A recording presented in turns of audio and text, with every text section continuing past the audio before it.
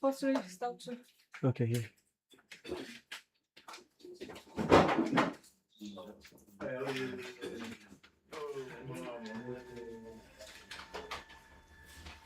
Josh. NEPA bring light, but the NEPA no dey.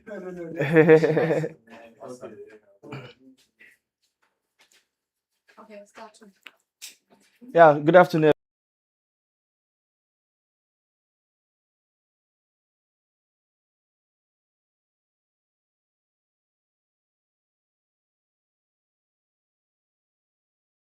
Which is an Absolar Edge Energy technical workshop for installers. There's been some hiccup along the way which concerns the lights. We're in a solar event and lights they go off, so it's fine. We're going to start now. First of all, today's section is going to be a vision around us knowing more about the product, knowing more about the connectivity about the product, and also how to go about doing everything, which is why we have the team, which is known as Install with No Issues.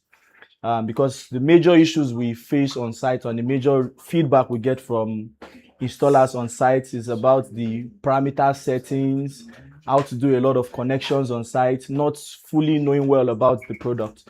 So today's session is going to help us know more about AppSolar, know more about the inverters, options that AppSolar has to offer to us.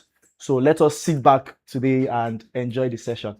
I'm going to call on IG. We are currently here at IG Energy, who is one of our major distributors here at AppSolar, to officially welcome us to his home, because this is AppSolar and also IG Energy home. So, IG, welcome. Yes. Thank you very much. Mic check. Am I live? Okay, great. It's amazing to have everyone join us for this event. We actually, it's not been a long time we started planning this. As at last 2 weeks, we just felt like, oh, there are a number of things about the AppSolar product that many people do not know. Oh, good. There are a lot of things about the AppSolar inverters that many people do not know, and we in IG Energy are already enjoying it. Okay, something I also wanted to do was show us a number of our installations. So maybe I'll give the projector guys. So we've done dozens of AppSolar installations, and it has been amazing. Of course, we too started like everyone here. We have not installed AppSolar before. Then we started installing it. And then we started learning about new features. And then we saw that this is wonderful. So we have actually invited everyone here to come and enjoy what we have been enjoying. We've been using these inverters for a while now, and this is the next best thing. So thank you very much for coming. I believe this is going to be very insightful. Please keep in mind that if you have questions, ask it here. We want to all learn together. We want to pass the knowledge. And the truth is, many of you will still go on to discover things around AppSolar inverters that we may not have used yet. So when you go online, still talk about it, post it on your social media, tag IG Energy, tag AppSolar Nigeria, and we'll be glad to repost. Thank you very much for coming, guys. All right, thank you for that wonderful speech. We'll be going next to the next agenda, which we have our group regional sales manager, which is Amber, come to introduce the topic. Hello everyone. I'm the country manager for Iceland Nigeria. I'm today. It is very honor with our partners and with everyone. Thank you so much again. So, how did you know of solar? For social media and maybe some most of people install our solar water, right? So, what is solar and what we can bring you for you? So, before answering the question, please let me briefly introduce our company. our company is China. The China company name is legal. Yes, we have established 15 years, and until now we have over the 500 engineer in China. Yes, nice. And until now we have the 2,000 employee in China, and Nigerian until now we have the 30 staff, local Nigerian staff. So you can next. Our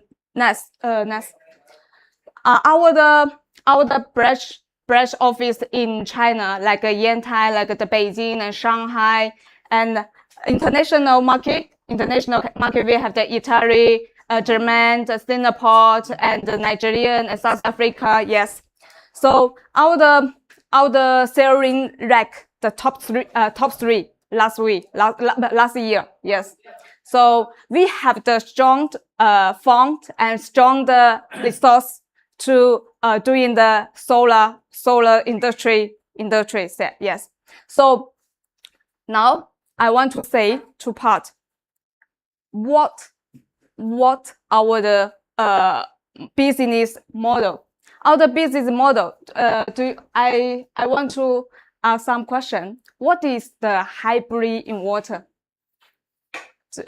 Who can answer this question? What is hybrid inverter? Could somebody answer this question for me? Yeah.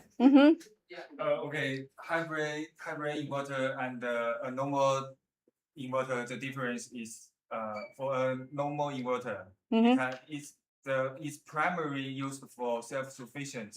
But for hybrid inverter, in some area you can fit to the utility, which means you can make money by taking advantage of the different price. Yes. Are you think so? Is that correct? Yes. Okay, good job. What is off-grid inverter? What is off-grid? Self-sufficient. Self-sufficient. Yes. What is on-grid inverter? You can fit to the utility. Okay, so I want to introduce our eco hybrid inverter. What is eco hybrid inverter?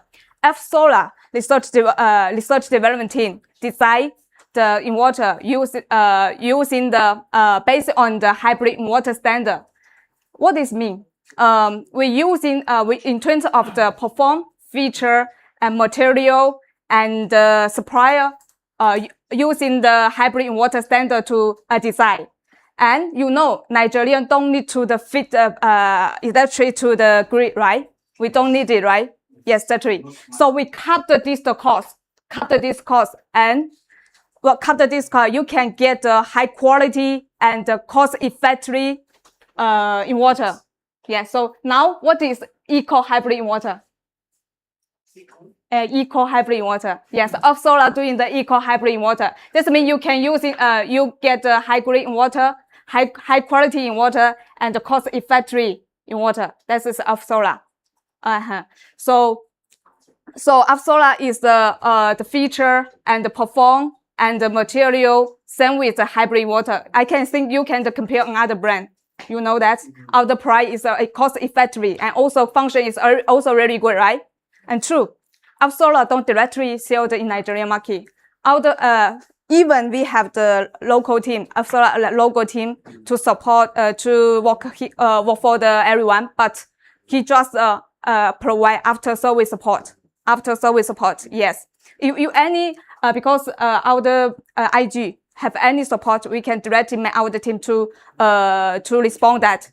And if you any question, also directly contact us and contact the IG, and also we got us, and we can further support you. Yes, F Solar just to provide after service support. Yes, that means we can pretend you're right, because we don't directly say all of one. Do you know? Yes. And 3, you can see our inverter is really beautiful, right?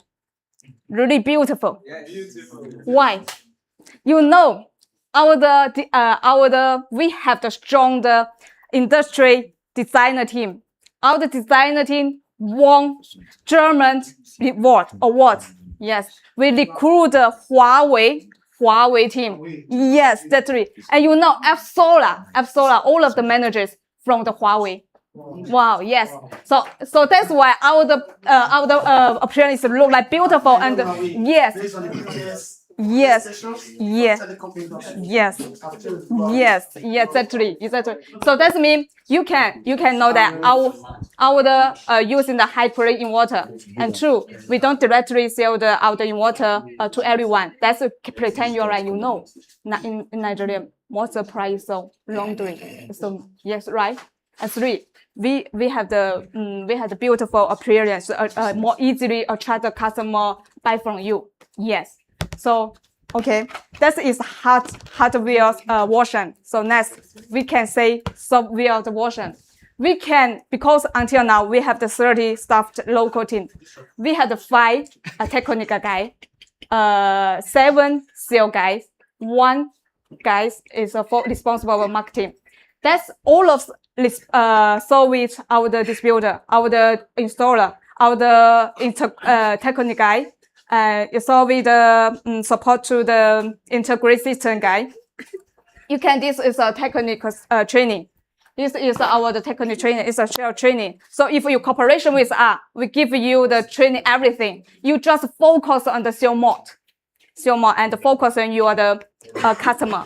You just you are the one who trust building your customer. Everything lift to the F Solar team. We will do that. If any technical support and sales support, please contact the F Solar team. We will first support you. And sure, you can fortunately contact the IG. Yes, IG is our made distributor in Nigeria. Yes, if you get our inverter from the IG, you can get all the best cost. Yes, because F Solar don't directly sell the inverter in Nigeria. That's pretend our partner the right. So next, that is every month we hold an event to promote our brand. You can see it's crazy. Many people is curious about our F Solar. You can see, and also many people know that our brand. Next, and our research team come to the Nigerian. To be honest, just a few surprise making research development come to the Nigerian. But F Solar made our research team come to here. That's as a sincerely to the Nigerian market. We respect the Nigerian market. Yes. And later our research development will be present for you as S4. S4 is a big future, and maybe you can expect this. Next. This is our research development team to feedback to the customer, to know the installation sincerely, and to know the customer what they are need, and then we decide the inverter for the Nigerian market. Yes, you can see this is our short picture, and because we are straight with the doing the solar business. This is our agent loan. This agent loan agree to the 50 degree temperature. While running the 8 months, just a few suppliers can do that. We invest this agent loan experience, many fund. That's the managers that he say we need to straight with to the solar industry. So that is our attitude. If we do that, we will be using the high quality to do that. So that's why F Solar in Nigeria have over the 30 staff in Nigeria, just for support to our distributor. Don't sell. Yes, that is our attitude. Next. Sorry, go back, please. Okay. Later, I will save some video, agent loan video for everyone to see. Is that particular slide, that particular distance? Okay. Please, just one. What I want to do for that. Sorry, just.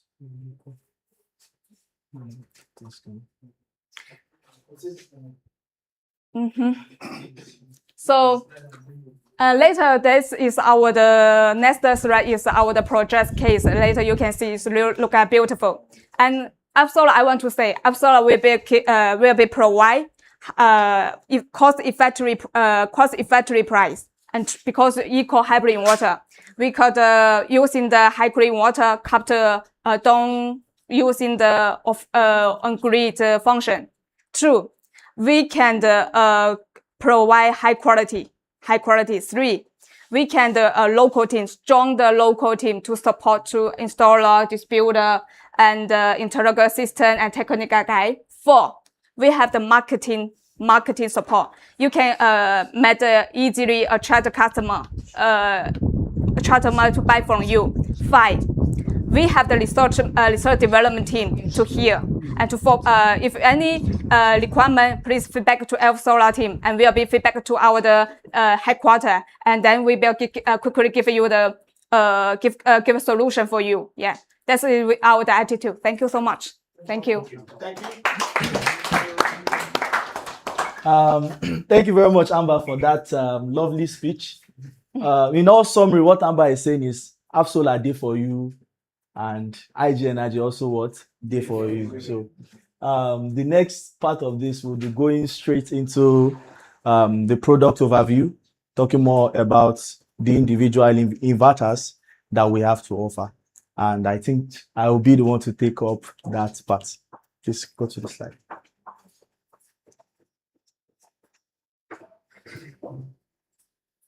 So these are the series of off-grid hybrid inverter that we have. So off-grid means you can't send back to the grid, which is a feature that is much more good for the Nigerian market. So it is focused on what we have to offer here in the Nigerian market. And in this series, we have 2 different series, which is the Pulse S2 and also the Pulse S3.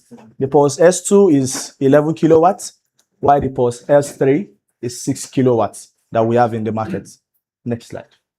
So for the S3, the key feature, one of the key selling points that we have, it is IP66. And we know what that means, dust and water resistance. So it can be installed both indoor and outdoor. And now it has 1.7 times the maximum MPPT inputs. For this, it has the maximum MPPT of 2 times its capacity, which is 12,000 watts, but you can have the access of what? 10,200, which is quite massive for its category and what it has to offer. As you can see, it has a maximum MPPT input current of around 28 amps, which can allow you to support multiple strings of connections up there. So if you are doing 2 different connections in series, you parallel and drop down, it gives you the capacity to go as much as 28 amps. Then we're talking about dual AC outputs for intelligent load management. So in this regard, we're talking about the critical load and the smart load, whereby you give more priority to the critical load, the loads that you want to always be on, regardless of whether there's lights or not. So now when you have limited, go back to you have limited power, it gives only priority to that load. And when you have enough, when you've generated enough, you now start feeding to the other smart loads in the house. Then now we're talking about this inverter supporting battery-free operations mode. And what does that mean? You can use this without battery. Now, a use case for this is there are some shops that would not have money to start up the system and just have money for panel and inverter. You can start up as that. You know, their running time can be from 10 a.m. to around 5 p.m. And these are the peak time that you can generate from the solar panel you will supply in the stores. And at that time, towards the evening time, you know they are not already there. And you drop that. So we're talking about the maximum charge and discharge current being 135 amps. So this helps your battery to charge as fast as possible and also to feed to those large loads that you have in the house, like the ACs, the water pumps. Now, it supports parallel of 6 pieces in single phase and also as much as 9 when you are doing a 3-phase connection. Now, you're talking about wide grid voltage adaptation range from 90 to around 280 volts. We know our Nigerian grid, how it is not stable, it is fluctuating. So with the Pulse S3, it can confidently supply to you and regulate the energy that is coming from there. Now you know your appliances in the house, they are all safe. Now you're talking about both AC and PV inputs can activate the lithium battery. This is another key feature whereby you have the BMS of your battery shutting down to the battery. This inverter can wake it up with dragging more power from either the PV it can start up, and also from the AC, you can also start up the battery without going on any other connection or wake up call. See, this is the wake up call from it. And also 1.5 times grid input over provisioning technology from 40 to 60 volts. You know how much that is to give to some certain loads that at a point gets to those range. Now we have the minimum MPPT operating voltage growing from 60 volts. As early as 7 or 8, your inverter has kicked up and it has started charging and also feeding the house. And even when you are getting late in the evening, around 6 to 7, it is still also generating a little bit to meet up. Now we're talking about the 5 years warranty. I can say they are limited inverters that can give you this option of 5 years warranty. Half solar inverter, 6 kilowatts per S3 can offer you that. And as we all know, the popular say half solar don't do what? Repair. We don't do repair. Our warranty covers for replacement. We've been in the market for a year in Nigeria over 2 years, and we've not brought our inverter in to do any repairs. We either go on site to replace, or maybe the issues that comes in is just to work on the parameters. We can do all that from where we are.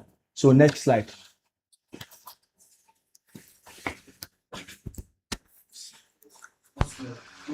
Next slide, please. Okay. It supports lithium and lead acid battery, as we all know. Then the rated battery voltage 48 volts. Now the battery range from 40 to 60 volts. The maximum charge current and discharge current, like I said, is around 125 to 135. Now this is the first wake up by PV that we just already talked about, which is part of it. Now the maximum PV access power from 12,000 watts, which can give you as much as 10,200. In some delicate cases whereby the connection are met properly, you can pull as much as this. Now the maximum input voltage is around 500 volts, which is quite much for what it has to offer. Now we're talking about the maximum voltage range from VDC, like we said, 60 to 450 as early as possible. It is starting to charge and start to feed into the house. At 6 a.m. you have something coming outside from it. Now as we know, 1 MPPT, 2 strings from up, 28 amps in maximum PV current, and down to the grid. You can see 220 to 230. The voltage range, as I already said, from 90 to 280, regulates it properly without any force. Then we're talking about now the total harmonic distortion. Now, the excellent range for this is around 0 to 3%. When you see an inverter that can give you that range, you know this is excellent. You are getting clean energy from it, less noise, less distortion, right? So now to the backup, 6,000, which is the maximum output you can get from this. Then the key feature that I like about this inverter is the overload capability. You can get as much as from 100 to 110% of its capability for over 1 minute, and as much as 200% in 10 milliseconds. So this, in terms of loads that has great surge power, it can withstand that in that period of time, and when it gets to the running time, it regulates itself. Down to the efficiency of this inverter, we're talking about 97%, which is quite good for the grid, and 99.9, which is assured for the PV. Like I said, the protection, now we're talking about DC polarity reverse connection, whereby, this is one of the major issues that we face on site. Some certain persons will do some reverse connection, and the word I usually use for this inverter can forgive that sin. It can forgive that sin because it helps at that point in time to regulate. It doesn't spoil any component in it, but it regulates it and shows you a warning. It shows you a warning that there is something that is going on. It's just up for you to clear it. Also, the AC output over current protection, thermal protection, and also now we're talking about the surge protection type C 2, and also the other one AC 2. Now the key feature, like Amber said, if we took note of that, this inverter was running when they were testing it as high as 50 degrees Celsius. No derating, it was still working normal. Like I was explaining to someone, at that range, it is still working normal. It doesn't go off. what it does is it reduces the output power. It reduces the output power, and you are still getting, even when it's reducing from 6,000 watts, it can reduce as low as 5.5 kilowatts. That's 5,500. It's still working perfectly well. Now, talking about the communication protocol, RS-232, RS-485, CAN, dry connection, it has those protocols to meet up with the current technologies of lithium batteries. Now, one cool feature about this is the smart cooling. Unlike some certain inverters that at just little load are mounted on it, you are hearing fan here and there, woo. This one has a smart cooling. It only comes on when it is needed. It doesn't make noise as some others. It comes on when it is needed. And as we know, it has an heat sink that helps to disseminate the heat from inside the inverter. Let's go to the next. Now, this is the Pulse ELS2 11 kilowatts.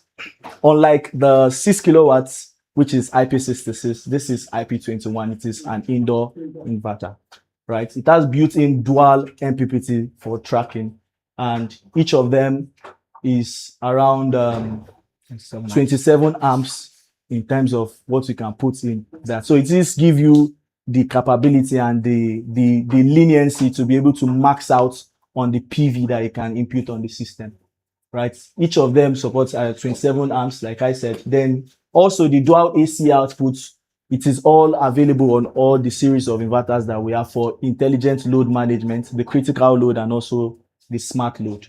Then it supports the parallel from 6 to around 9 in terms of 3-phase. So like I said, both AC and PV input can activate the lithium battery when it gets low from the BMS, giving you a signal. The battery is already shut off at that. It can wake up your battery. The wide reach voltage adaptation, as I said, also 90 to 200. So this feature, it's also in all our inverters.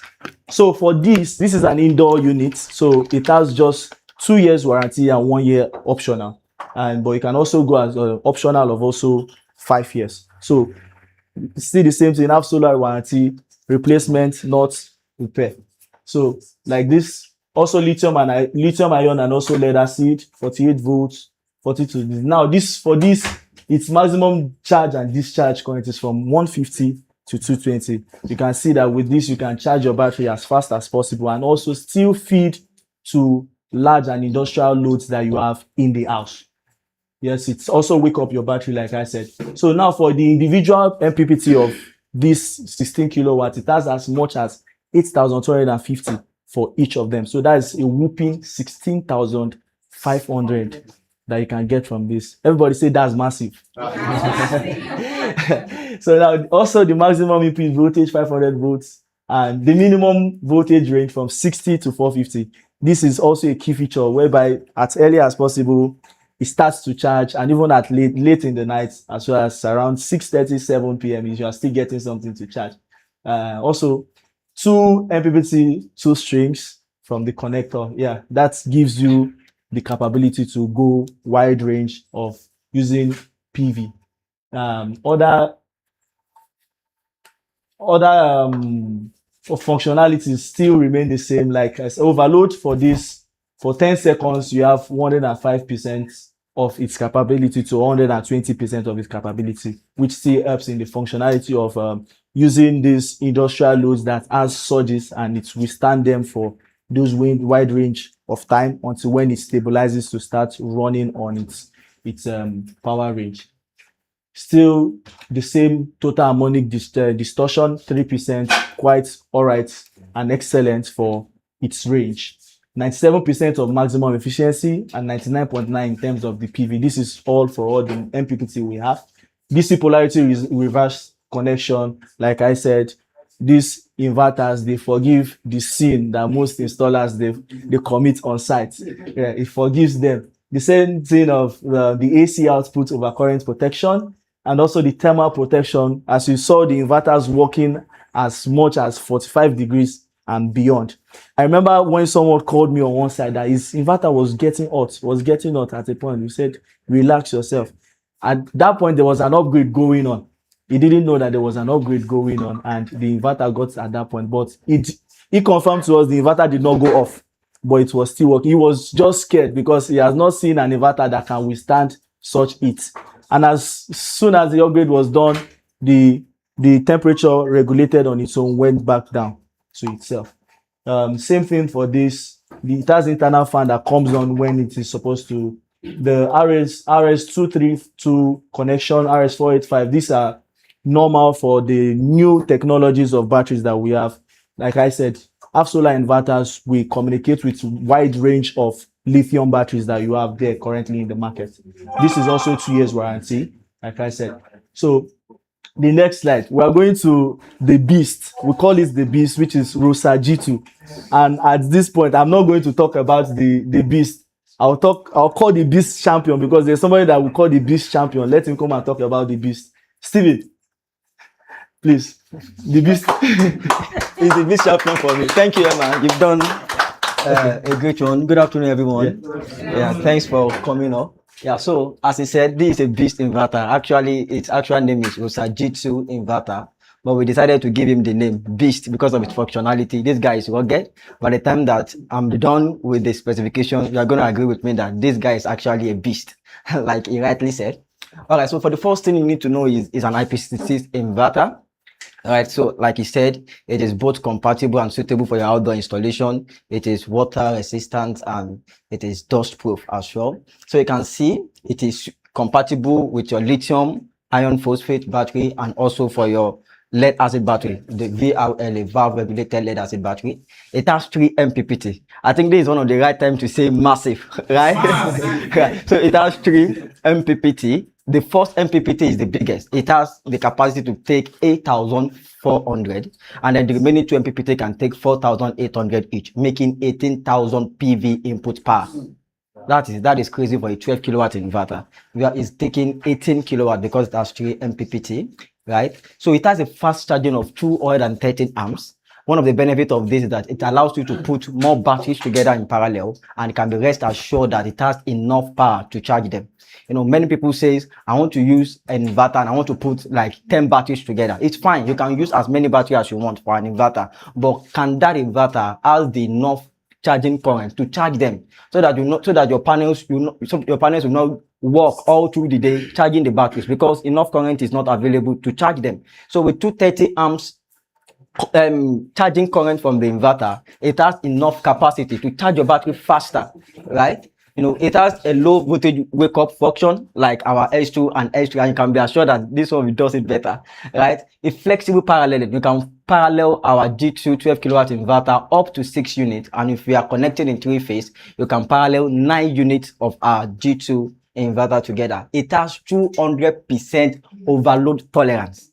It has 200%. It means you can put a 24 kilowatt inverter for a transient time for this inverter and it will take it. You know why? Because this inverter, though it's a 12 kilowatt inverter, is a 13,500 kVA because it has an apparent power of 1,500.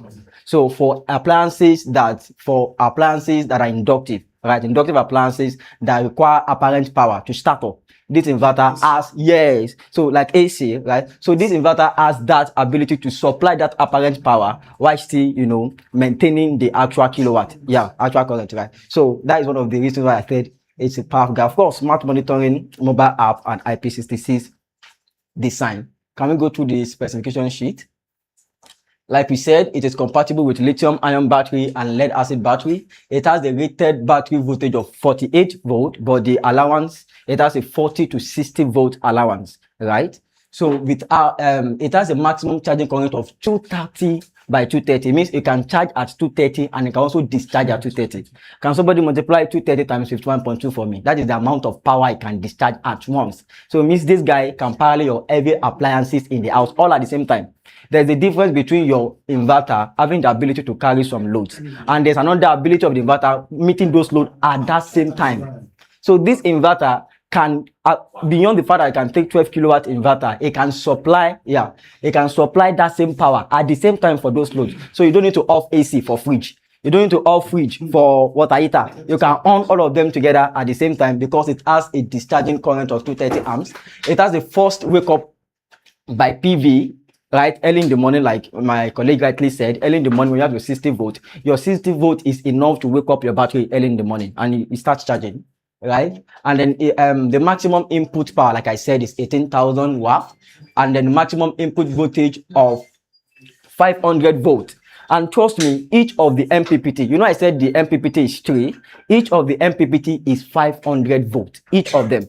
So you can imagine that you have enough allowance, you know, to put up your to parallel your PV together, right? And the rated input voltage is 317. The startup voltage for every guy like this is as low as 100 volt. So it means as soon as you can get 100 volt from your panels, the inverter start working. There are some inverter for 12 kilowatt inverter that their startup voltage is 150. I don't want to mention names, but we know this inverter 160. I've seen 180 before. That is the initial startup voltage. But this guy has at 100 volt. It starts working. It starts working. The MPPT voltage range of 100 to 425. But of course, don't forget the maximum voltage is what? 500 volts. The number of MPPT per string. The first, it has 3 MPPT, like rightly said, but the first MPPT has 2 strings. The MPPT is the biggest. Don't forget when I was arranging the power, I said the first MPPT can take what? 8,400. So it means it has more strings. There are 2 strings that are internally paralleled inside that first MPPT, while the remaining MPPT have just 1 string. So in total, 1 G to 12 kilowatt inverter have 4 strings. And they can parallel together. So it gives opportunity to just put all of your connections in series up there. And you will agree with me that series connection is quite easier than parallel when you're doing PV. Absolutely. And it's even suitable for high installation because you don't need more current. You are not paralleling together you are not building up current, you are building up voltage. So your current is preserved. So it's okay for you to series all of your connection and bring them down. 4, ports coming from there. Yeah, and then these are the current, the maximum short circuit current per MPPT, though the rated is 28, it can take 45, and the remaining MPPT can take 25 amps each. Then the grid input, when we talk about the grid like that, of course, it can take your live, neutral, and PE at the normal voltage range in Nigeria, which is 230, and then the rated grid frequency is the normal frequency we use in Nigeria, which is 50 hertz. The power is 12,000. The maximum grid tied current is 52.2, right? And as like you said, the maximum grid tied apparent power of 13,200. Like I said, it has apparent power. The maximum grid tied current is 60 amps. You can multiply 60 amps times 230. That is more than 12 kilowatts. Then maximum input apparent power of 18,000, and then the maximum input current of 78.3. It has a total harmonic distortion for all of our inverter. It's always less than 3%. So you can be rest assured that the power coming from your inverter is pure sine wave power coming, right? You're not getting an impurity from your source, right? So that, when you're getting impure source, it can affect some sensitive appliances connected to the inverter. That is where you hear something like somebody connected this appliance to this inverter and it spoils these appliances. And because the power coming from the inverter is not pure, it means the total harmonic distortion has exceeded less than 3%. For us, it is below 3%, and it has been tested. Displacement power factor is 0.8 leading. That is why we can have 13,200 as our apparent power. So for appliances that are lagging, it has a 0.8 allowance for them, and from appliances that are leading, that is for inductive and capacitive load, so it has provision for them. For our backup data, rated output power is 12 kilowatt, like I said. Okay, I think I've gone through this. The efficiency is 97.8, and this is the efficiency for the output, right? So it means whatever you are getting at the battery side is what you are getting at the output of the inverter. And for our MPPT efficiency is 99.9%.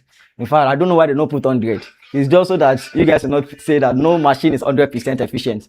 That is why you put 99.9%. Because I'm telling you, whatever your panel is getting from you, the inverter is rightly and efficiently converting them to AC for your advantage. So there's no loss as a result of it. I think I'm missing something. I'm missing something there. Yes, I must not forget this one. The overall capability of this guy is 110% continuously. So it means if this inverter, though it's a 12 kilowatt inverter, can take 13,200 load continuously. This is not apparent, continuously, and then it can take 200%, 24 kilowatt load for 10 seconds. That is for appliances that surge, and normal surge should not exceed 5 seconds, right? So it has that accommodation to, to withstand, such surges. Yeah, these are protections. It has PV reverse polarity protection. As my colleague rightly said, it forgives sins of most installers. So you connect your PV, in the wrong way, it has the protection for you. PV installation detection, ground fault monitoring. So let's say, and I think I should say it there, most installers do install this inverter and they complain that it comes off with a fault light.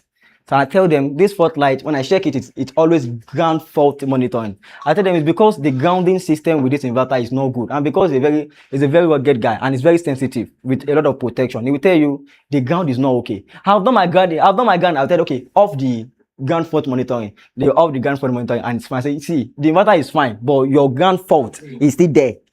So most times, if you don't want to do them wickedness, I will not tell them how to go and off the ground fault monitoring place there, so that you can go and do the right thing. And I think that's one of the things we should tell ourselves as installers. Ensure that we do proper grounding. Any machine at all that is supplying power needs to be properly grounded.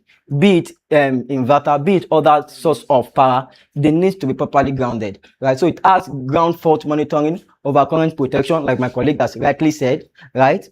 So all of these things, it has surge protection, DC type. These are heavy duty surge SPDs. Type 2 on DC and type 2 also, type 3 on the AC. Then when it comes to temperature, like my colleague has actually said, these guys are actually built with African weather in mind. Trust me. There was that particular video, I don't know if it was played for us, right, where it was played. We will play it again, where our inverter was actually placed together with an household inverter in Nigeria. We all know it's popular inverter. We assume that it's one of the best inverters. We start from capital letter D. It ends with E. I don't want to mention names, right? So they put them there. When it reached a particular temperature, I think 50 degrees Celsius, it pack up. It's totally shut down, and the inverter is still going on. It derates yet, but it does not shut down. It's still kicking, right? So it was built, with African in mind, knowing fully well that our temperature can go as high and it can withstand that temperature. This is the dimensions in width, in height, and then in diameter, and also the weight is 39 kilogram. It is transformerless, but it has a feature called LLC, that is double inductor capacitance features. It's a resonance converter. The function of that LLC is to ensure that there's a safe charging from the PV with the battery. So it makes charging and discharging of the inverter seamless. It makes it seamless. So it's a new technology, that is being used, that is being used sometimes, to replace the normal function of a transformer. So what is the advantage of using an LLC? It makes it much more efficient. It makes it to consume less power. If you have not asked me what is the idle power consumption of this guy, it's 12 kilowatt inverter with this duty. The idle power consumption is less than 100 amps. It's done at 100 watts. The idle power consumption of a 12 kilowatt inverter. If you see the inverter, I think if you see it's very heavy and you will expect that the idle power consumption will be quite like 200 or 250. It's less than 100 watts. Right? It is so because it uses an LLC resonance converter, and it has smart cooling. It is IP66, and our warranty is 5 years on our 12 kilowatt inverter, and it is replacement. We don't do repair. And one other things that I would like us, this is our standard, our international European conformity test that our inverter has been taken through, and it passed all of them. These are the certifications you can see down there. One beautiful thing you can see, you need to know about our 12 kilowatt inverter is a fully hybrid inverter. It means it can work as an off-grid system, and also it can be tied to the grid. So let's say tomorrow now, I believe that very soon Nigeria is going to permit GTI, that is grid tied inverters.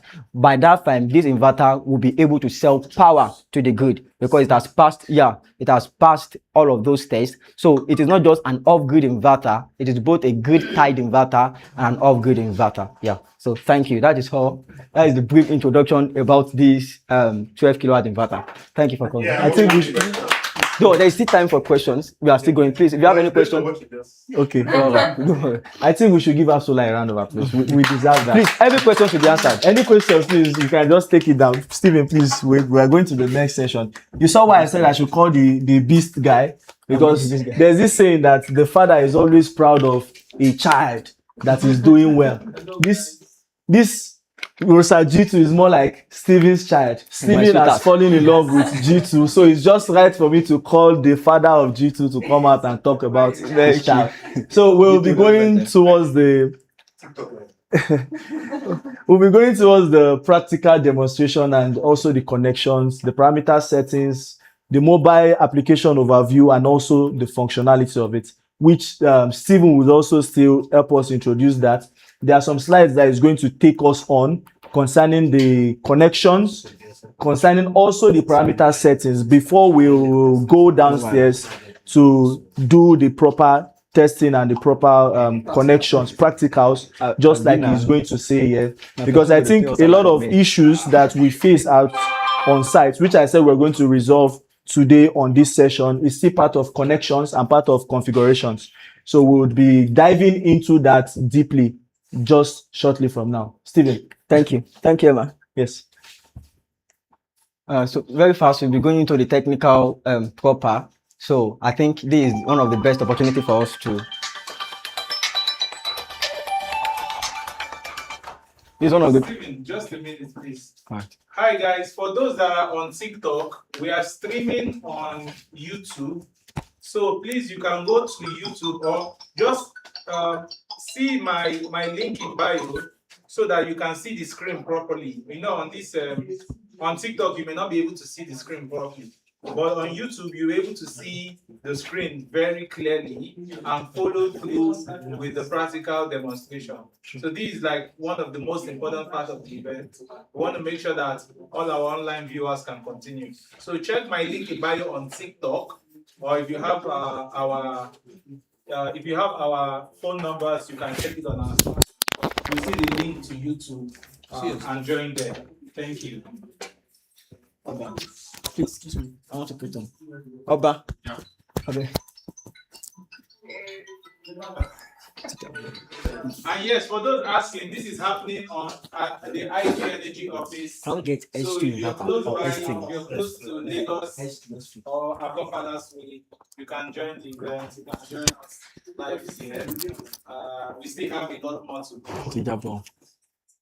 But then you can also just log in on YouTube and join.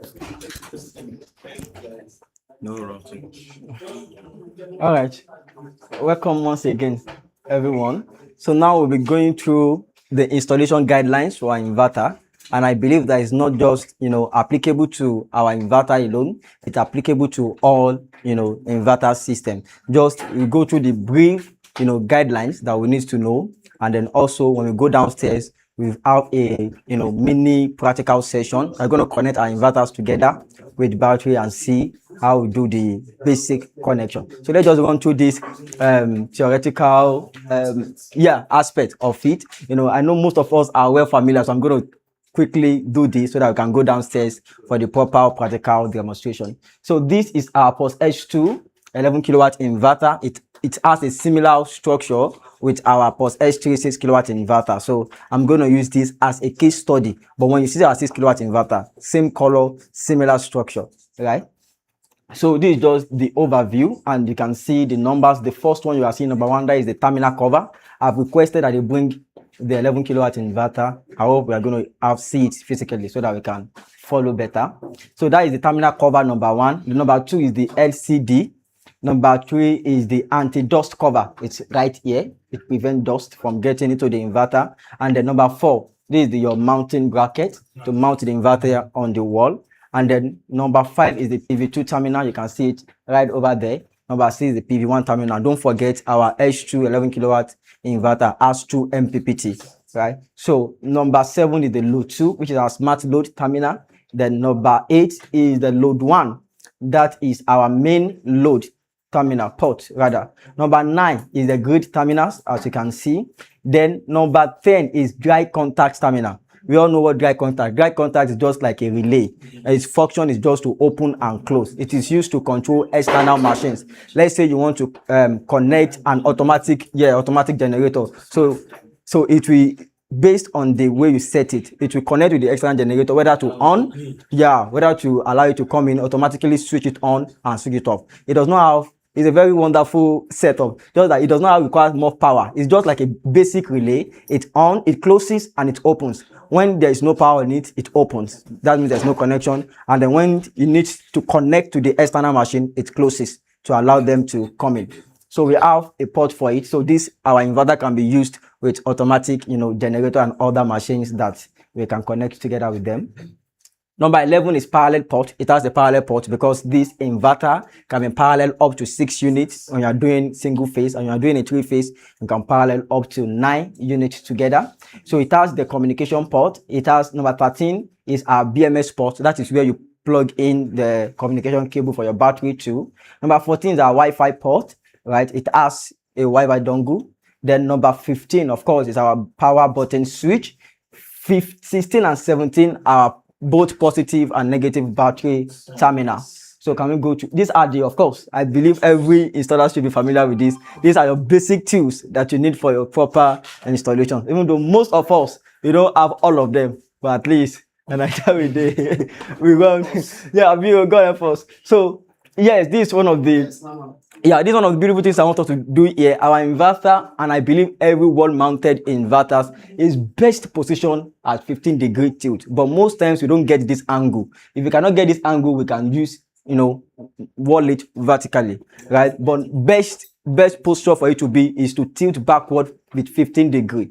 With 15-degree, this is actually the best way it should be, so that ventilation and other things can get there better. But most times it is very difficult for us to get this angle, so it's better we put it there. You don't put it upside down, you don't make it diagonal. You say that it tilts backward, or it stands, vertically.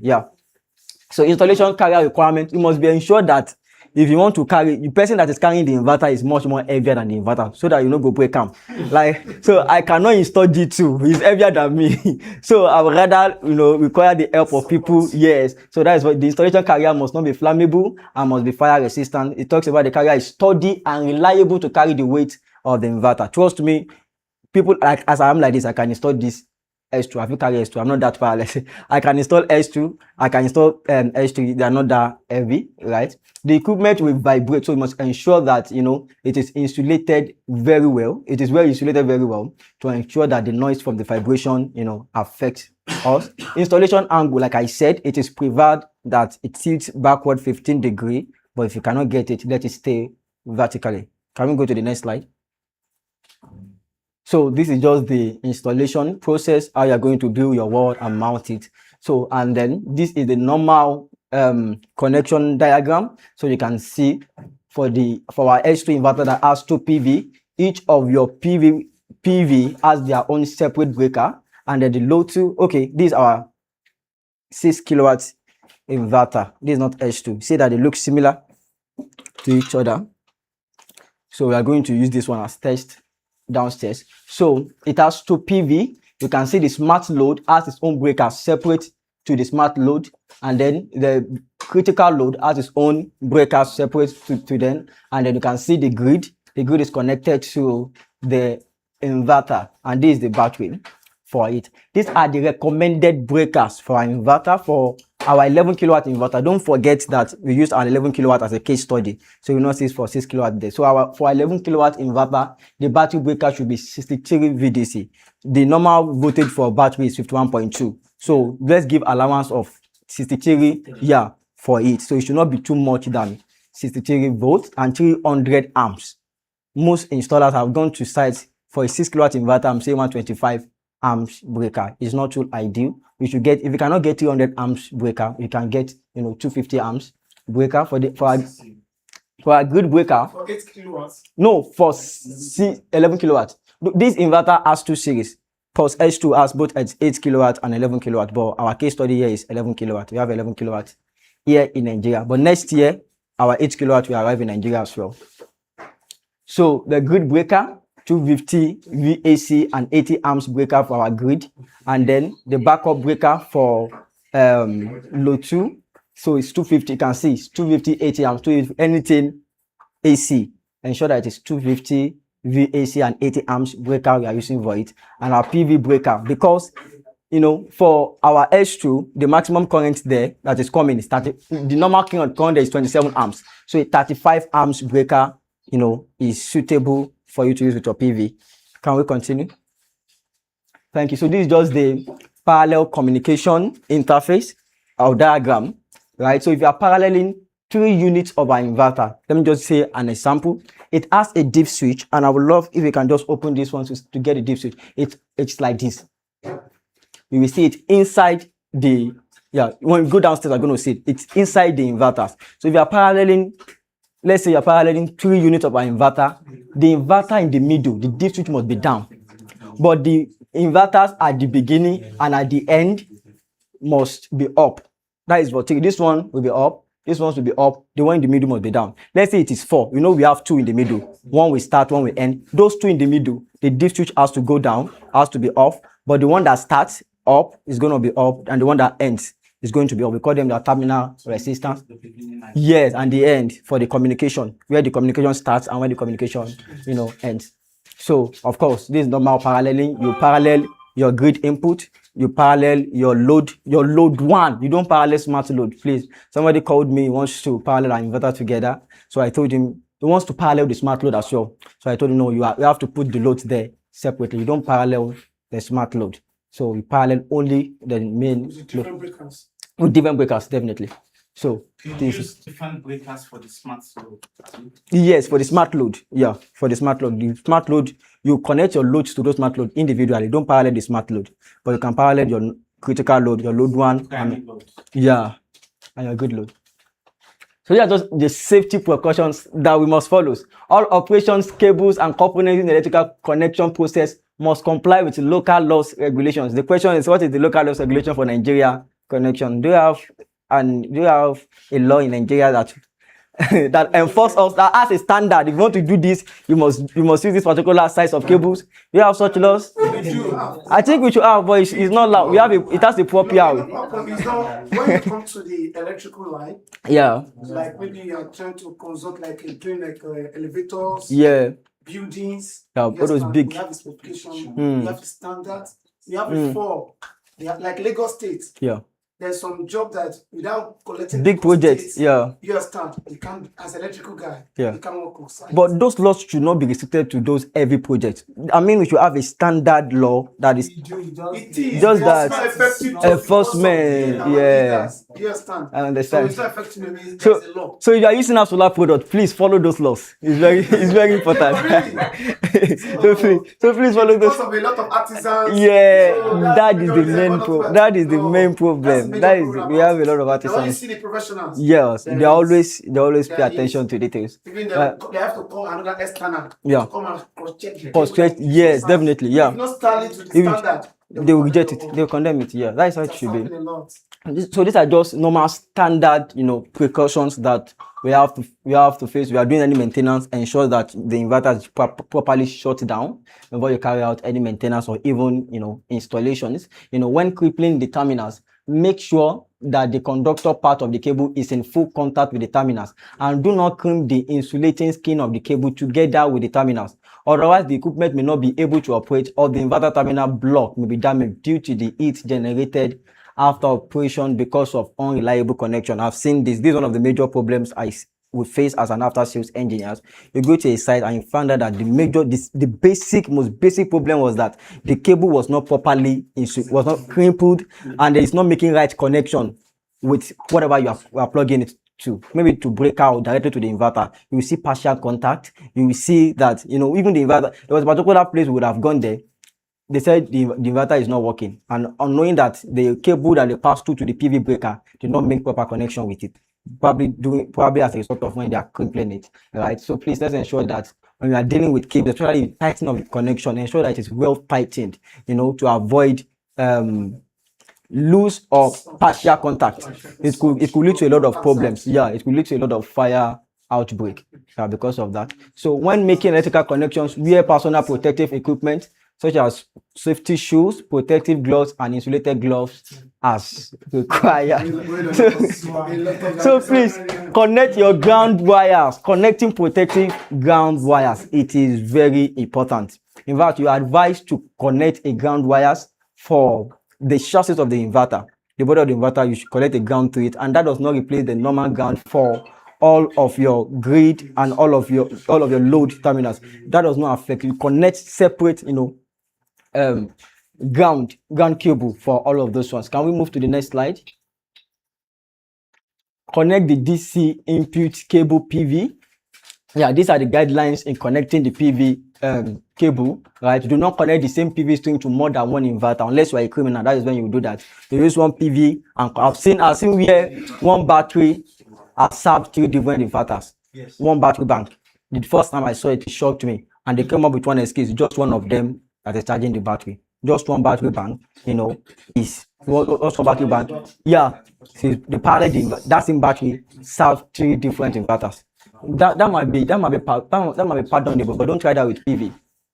Make sure that before connecting the PV string to the inverter, please confirm the following information. Otherwise, it may cause permanent damage to the inverter, and in serious cases, it may cause a fire resulting in loss of life and property. Make sure that the maximum short circuit current and maximum input voltage of each MPPT are within allowable range of the inverter. I intentionally spell this out because despite the accommodation and the current and voltage they are giving us for these inverters, some people are still asking, can I exceed 35 amps? I mean, this inverter already gives you 35 amps to parallel 2 strings of inverter together. People are still asking, can we parallel 3? What do they find again? If one is not enough, buy 2 inverters, parallel them together. So please, let's ensure that we always stay within the boundary of the short circuit current, and it's much. It's okay for you. So please, let's ensure that we are within that range. Make sure that the positive terminal of the PV string is connected to the PV plus of the inverter, and the negative terminal of the PV string is connected to the PV. Even though this inverter has reverse polarity for your PV connection, that does not mean you should not be doing testing. If they say your phone is waterproof, do you put it inside water to test? No, you don't put inside water. You say in case CT. So you don't go and try. Let me see. They said it is PV. It is reverse. So please ensure that you use your meter to confirm that you connect the PV positive to the right port and the negative to the right port. You can see here. We're going to see live demonstration downstairs. Can we go down to the next slide? Next slide. Okay, so I think this one is pretty much easy. Just plug in, and then this COM is most often directly for us when you want to carry an upgrade, and dry contact unless you have an smart generator. So the major things I want us to pay attention to is the parallel port and then BMS communication pins. For our BMS communication pins, it communicates with CAN protocol with pin 4 and 5. That is CAN H and L. So I'm saying that what this means is that when you have any battery that has CAN port, you can be rest assured that our inverter will communicate with it. And you agree with me that most modern batteries out there follows CAN protocol. In fact, so far so good. There has never been any battery that has not communicated with this inverter. The only one that has not communicated, that was the old Felicity battery. The new Felicity battery was installed and it's communicating with our inverter. Old Felicity, I've mentioned name. Sorry. Sorry. Old Felicity battery, they communicate. They communicate to other battery band, other inverter. It can only communicate with its own inverter. But thank God, their new battery brands, it has a separate CAN port, and we have communicated it with our inverter, and it works perfectly fine. So let's say if it has a separate CAN port, it will work perfectly fine. But for batteries that they are CAN port, and then for batteries that they don't have CAN port, they have RS485, it communicates with pin 1 and pin 2. So it means it will work as well. So, but there is where you now have a problem. There are some battery that has, and I think so far it's only CWatt that has that. Their CAN port is the same as their RS485 ports. They are sharing the same port for both of them. That is when you have to change the 4 and 5 pin. Normally, it should be pin 4 that should come first, then pin 5 should come, then before pin 4. then it will work. In fact, I have a very short method you can even do about it without even start to rewiring. I have a very short one, but it's not advisable here. I will share it in camera. That one, you don't even need to crimple it. Just do more and it will communicate perfectly fine. So for your parallel port, when we get downstairs, I'm going to show you how you're going to communicate. It has two parallel ports, PRA and PRB. So if you are paralleling 3 inverters together, you start from the PRB of the master, you plug one end to it, it will go to the PRA of the slave. Then don't forget there will be a PRB of the slave. Then you continue from there to the last one. Of course, it's going to definitely end at the PRA of the last slave. So you must always start from the parallel port B of the master. Then you parallel like that. Do you all understand? When we go downstairs, you are going to see, practical demonstration for that. Is that? Next. I think that should be all. For this. Okay, this is just the interface, the settings phase. I think the settings phase is best done when we are seeing, so that we can be following them one by one. But let's see. Please, next slide. Next slide. We are going to the settings phase. Okay, this is the interface. When you on our inverters, these are just symbols and once they mean. Once you see this thing, it means your PV, right? When you see that sign, that is the sinusoidal sign. So that is your grid. These are just symbols and what they represent, right? So continue. So this is how when you see this, it means that your PV is supplying, then your grid also is supplying, right? So when you see this, it means your PV directly is supplying, to the battery, right? But when you see this, yes. When you see this one, it means your PV is supplying, right? And it's supplying to your load. This one, power from PV, energy only. Those are just interface showing you. So I think this one, power from solar, battery, and grid supplying to your load. 3 of them. So this inverter is compatible with both grid, both solar, right? To supply your load. Yeah, continue. Parameters for settings. Where do we start from? So we are going to run through these settings downstairs. We are going to see it's going to make, practically it's going to make much sense then. Because So of the size of the so let's pick. This is Yeah. Very much intentional. Yeah. Because a lot of installers, there are some persons that had called and they were asking how to go about putting All this these on settings. settings mode. Yeah. Because it is very important when you are just using an inverter or a new system that you are buying. It's important to go through the manual, right? This is more like the manual, the settings. All the settings concerning this inverter Has are been on the explicitly manual. But listed as we know, most installers don't want to go through the stress of 80%, going through the manual. So 80% of our problem will be solved if you can read manual. yeah, we Africa, that's what we lack on. Yes. So is that- Don't is- read our problem. is- Don't say about the inverters. Yeah. Can you just use your phone as case study? Do you read the manual of your phone? The manual. And it's your Yeah. duty to read the manual. Yeah, for sure. Yes. from Lagos. So It's your problem. so for people they carry the packet self. Some people, the moment they buy the phone, they will remove only the phone. Both manual and pack. They throw it away. Right warranty. Warranty Yeah, so care. this is intentional. So we go through this from the top. How you go into the settings mode, putting all the ODC. So Stevie, please continue. Thank you. So this is the settings mode of our inverter. If you want to get to the settings mode on the inverter, just press the enter button. You see this enter button? Press and hold the enter button for 5 seconds. It will enter into this settings mode.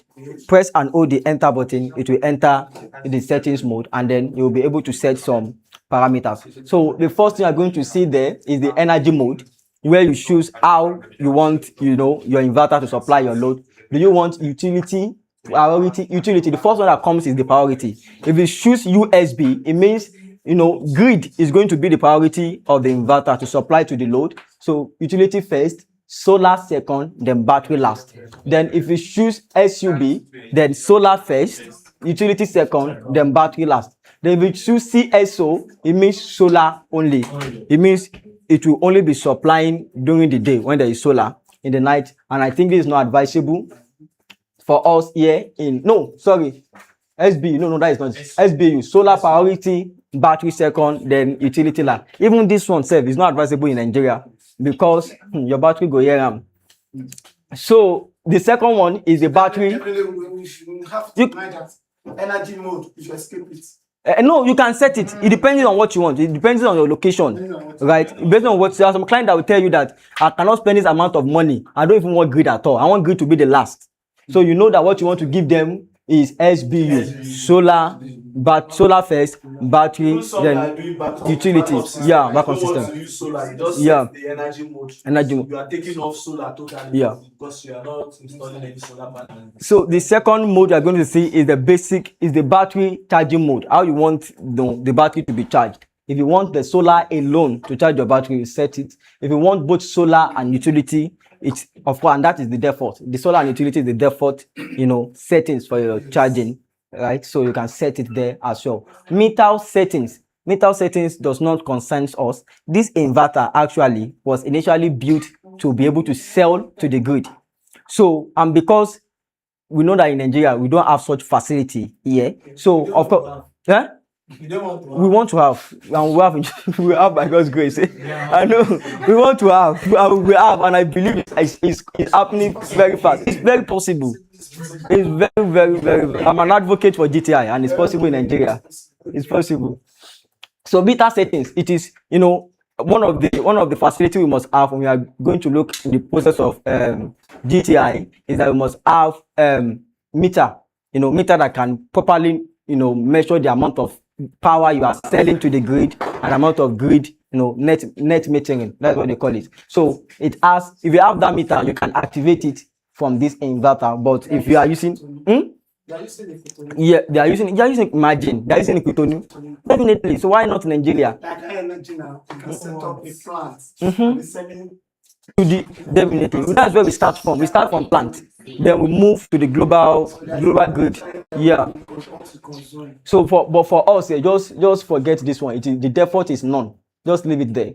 To zero ground fault, the default is always off. The zero ground volt detection. So, but if you are sure that you have done your ground fault, you have done your ground, and then the voltage between your ground and your grid is 0, you can put it on because it's not going to trigger error.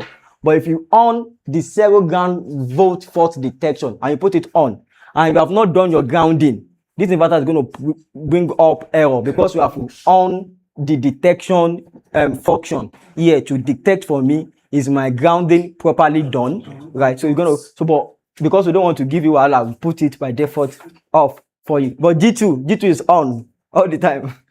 So leakage current detection, it is off. But if you have done and you're sure that there's no leakage current, you can put it on. So this is the single PV connection. If you are using S3, if you are using S2, just leave it as a day. In fact, for normal 6 kilowatts and 11 kilowatts user, what you most likely need will be your energy mode and then your setting of your lithium battery, your B4, and I think if you are paralleling every other function, but let's go through them so that we can be familiar with the settings. But if you are using G2, because we use this manual for G2 too, it has 2P parallel connection because the MPPT1 of our G2 has two strings, and those 2 strings are paralleling internally. So if only that is the only MPPT you want to use, because the 2 MPPT are the 2 strings have been parallelly internally, then you can use 2 PV parallel connection. But if you are using a 6 kilowatt inverter, 11 kilowatt inverter, leave it on single PV connection default. Then battery type selection. So are you using a lithium battery? Are you using lead acid battery? DC source. Let's say you just want to use only panel, right? So we put it on DC source, or probably you are using other means for DC source, probably fan, that windmill. So you put it on with energy, yeah. So you put it on DC source. If you're using lead acid battery, you set it on B1. Then B2 maximum charging current. If you want to set your maximum charging current, you don't want it, you want a particular current to charge your battery, you set it here as well. There is yeah. The default is always for G2. The default is always 125. No, not 150. It's 125 for G2. Then yeah. So no, for H3 6 kilowatt inverter is always 125, but you can set what you want from here. The maximum is 150. The maximum battery discharge current, you can set you can set it here as well. What is the current you want the inverter to discharge, you know, the battery. The battery is before battery stops charging, SOC, that's your DOD. You want to set the DOD of your battery. What percentage do you want your inverter to charge your battery to? Some people want 100%, some people want 80%. So you set it there. The default is 100%. It's the 100% on the inverter. Don't mind this one. And then battery stop discharging, SOC. You know, it's always advised that we don't drain our battery to 0%. So you can also set it depending on your battery manufacturer. Some battery manufacturer like BCOD, you can set 95% for BCOD because it's a high quality battery brand, right? So you can set so definitely if you are setting to 95%, so what will be here? 5%. So just 5% here. So the battery charging voltage, that is if you are using lead acid battery. If you are using lead acid battery, you want to set the voltage at which you want it to charge, the voltage at which you want it to discharge. Then this is for lead acid battery. You want to put the capacity of the battery. You know, it is rated in amps, 100 amps, 220 amps, 10 amps.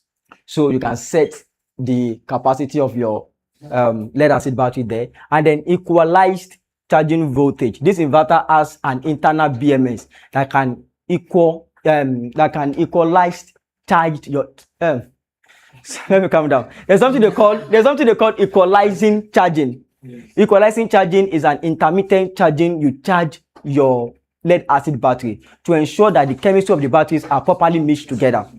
Right? You know, sometimes for a while, once you have used your battery, the chemistry inside them will go down. Will go down. So you need an higher charging voltage to charge it, higher current to charge it so that they can properly mix together. So you can set it to charge, let's say, for 2 weeks. You want the inverter to charge the battery for effectively. Yeah. So that is how you set that to ensure that the electrolytes in the battery are properly charged and mixed together. So this is float charging. The float charging is the charging at which the inverter charges the battery when it's almost full. So it float charge it. Then lithium battery manufacturers, there are some default battery manufacturers that are on our inverter automatically. If you are using AppSolar inverter, you can choose AppSolar. So it makes your communication seamless. If you are using S-Volt, I don't know, I've used S-Volt in Nigeria. Well, it's one of the popular battery brands in China. Using energy, we have Dynex in Nigeria, we have Growatt in Nigeria. You know, so if you are using Dynex, if you are using Growatt, you know, you can go to B11 on your settings and choose them directly. So it makes your communication, you know, easier because they are already on the inverter. So lead acid battery type, you can choose the type of lead acid you are using, whether it's AGM, whether it's gel battery, whether it's flood wet battery, you can set them here. Battery automatic activation, if you want your if you want to be using this key to off your battery, yeah, you can set it here. There's a way you can set this inverter that anytime the battery is on, it will come on. This is battery automatic activation. It will automatically come on anytime the battery is. But if you don't want that like that, you can off it. Yeah, the default is always on. That's why you notice that you have not on the inverter, yeah, but the inverter is on because you have on the battery, because the battery automatic activation is always on. So the battery activation voltage, you can also set it for your lead acid battery as well. You know, lead acid battery, you cannot set on and off on it. So you can only set them against the voltage. So this is the utility AC settings. I think AC mode, many people don't tamper with this on the screen. They tamper with it on the app. So they will say, no, what should I put it, APL or UPS? When you know that it is advisable that you leave it on appliances, normal appliances, they have APL. If you put it on UPS, UPS is for sensitive appliances. So the difference is, if you put it on APL, the grid input, it will allow grid input voltage of 170 to 280 volt, because it believes that you are using appliances that are not sensitive to grid instability. But if you put it on UPS, we put it on the grid voltage range is between 90 to 280 volt. No, this is for APL. UPS, if you put it on UPS, it is between 170 to 280 volt. It does not give you more room for grid instability. If your grid voltage is not up to 170, it will not come on. And if your grid voltage is beyond 280, it will see it as over voltage. It will not come on. Yeah, yes. But if you put it on APL, we assume that the appliances you are using is not sensitive, unlike UPS. So if your grid voltage is 90 volt, it's working fine. And it's fine. But if it is below 90, it will see it as like low voltage. And if it is more than 280, so it gives you more more time, like that accommodation for grid is unstable grid, because it believes that you are using appliances that are not. So it's advisable that you leave it on APL all the time. Solar cell enabled. Don't forget that I said that this system was actually built to sell power, but I beg, leave it off default unless you want to sell power to the empty grid. So system work mode, it is always at default to leave it at limit to critical load. If you check on the app, there is one that grid only. That is, as told that this inverter was actually built to sell to the load as well. But because we don't have such facility, it's advisable we limit it to critical load. Next settings. Solar cell power limit. Please, let's just forget them. We are not selling power to the grid. Very soon we will need it. So AC rated voltage. Our rated voltage in Nigeria is what? 50. No, rated voltage 230 volts. And our rated frequency is what? 50 Hertz. So this is for generator input port. And I believe that this is for smart generator as well. You can see automatic and manual. So if you have generator that are smart generator that can connect together with the dry port, you can set all of this together with them. So you can even set the generator start enable. You can set all of these settings there. We most likely not need it. AC input priority, it is still on this one. Grid priority. This is the default that I'm going to see there. And this is very important when you are using it with smart load. You will only be needing these settings when you are using your smart load. So what it gives you the opportunity to set if you want to use your grid for your smart load, because smart load is actually designed to be loads that you don't need all the time. So it also gives you the opportunity to tell what you want to charge it. Do you want only grid to come and supply to your smart load, or you want generator to supply to your smart load? Because smart load is seen as a load where you put a port where you put non-essential loads. So this is where you set priority mode for your smart load. It requires smart load input port. So that is what you set there, and this is for your generator. This is where you can set the charging power for your generator. What power do you want to use your generator, to charge your battery? Maximum generator charging power, default rated power, you can set it. Let's say 4 kilowatts, let's say whatever it is, whatever kilowatt power you want your generator to charge your battery. And you can set generator startup SOC. Like I said, this is for smart generator. So you can set what particular percentage of the battery you want the generator to come and start charging your battery, and what particular SOC you want the generator to stop charging your battery. Parallel mode, this is one of the most frequent settings we normally do. This is if you are paralleling your inverter. If it is single phase or three phase, you check from here, parallel PO. If it is single phase, you choose single phase. If it is three phase, you choose three phase. It is always off as your default. That definitely, if you are using one, you will not need to go to these settings. So parallel enable. So this is where you choose P1 is where you choose whether you want to set a master or you want to set a slave. Then P2 is number of parallel device. This is where the master will set how many inverters are you paralleling together. If you are paralleling 2, you put 2 here. If you are paralleling 3, you put 3 there. If you are paralleling 5, you put 5 there. It's only master that can set that. The slave will not be able to set such that. Slave address. So the master, since the master is not a slave, so the master will not be able to set this. It's the slave that will set it. So the slave address is, let's say you are putting 3 inverters together. You have set for master. You want to set slave address on the second inverter, which is the first slave. The slave address will be what? Will be 1, because it's the number 1 slave. For the last one, we'll make the third inverter. The slave address will be what? Will be 2. Yeah, so that is how we set the slave address. Then battery sharing enable. If you are using the same battery bank, for all the inverters, you have to enable battery sharing so that they can share the same battery bank across the inverters that you put together in parallel. Do we understand? Thank you. So this is for 3-phase. This is where you choose. Let's say you connect 3 inverters together in 3-phase. This is when you choose which one is your R phase. You know it has 3-phase, RST. So this is where if it, on the first one it will be 3P1. On the second one, the second inverter 3P2, and the T phase will be 3P3. And this is the smart load setting.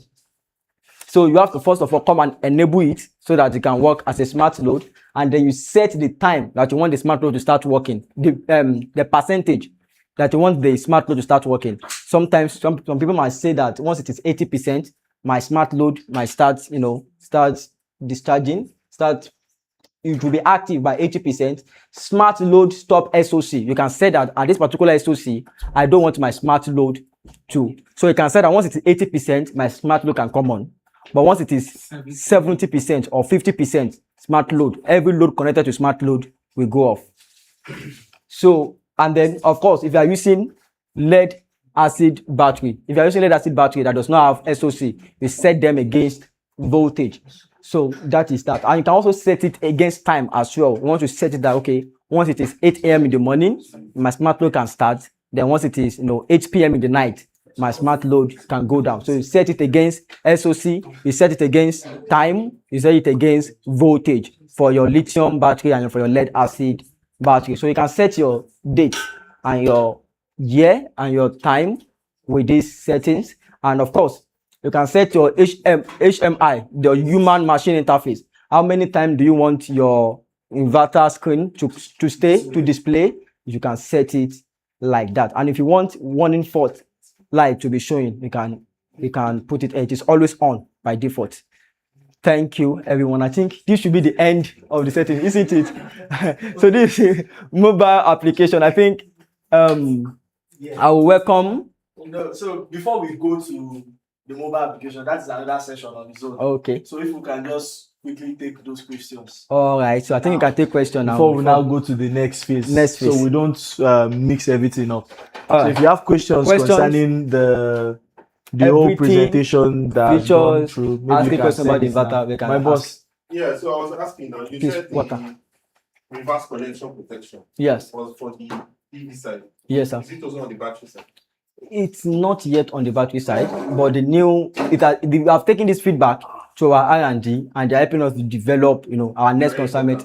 Yes, to be. That was why I said on the PV. That's why I indicated that on the PV side, we have reverse polarity protection. But on the battery side, we are already building, such that can also have such protection, because we don't have it in Nigeria. It's very important. You've experienced before. What happened?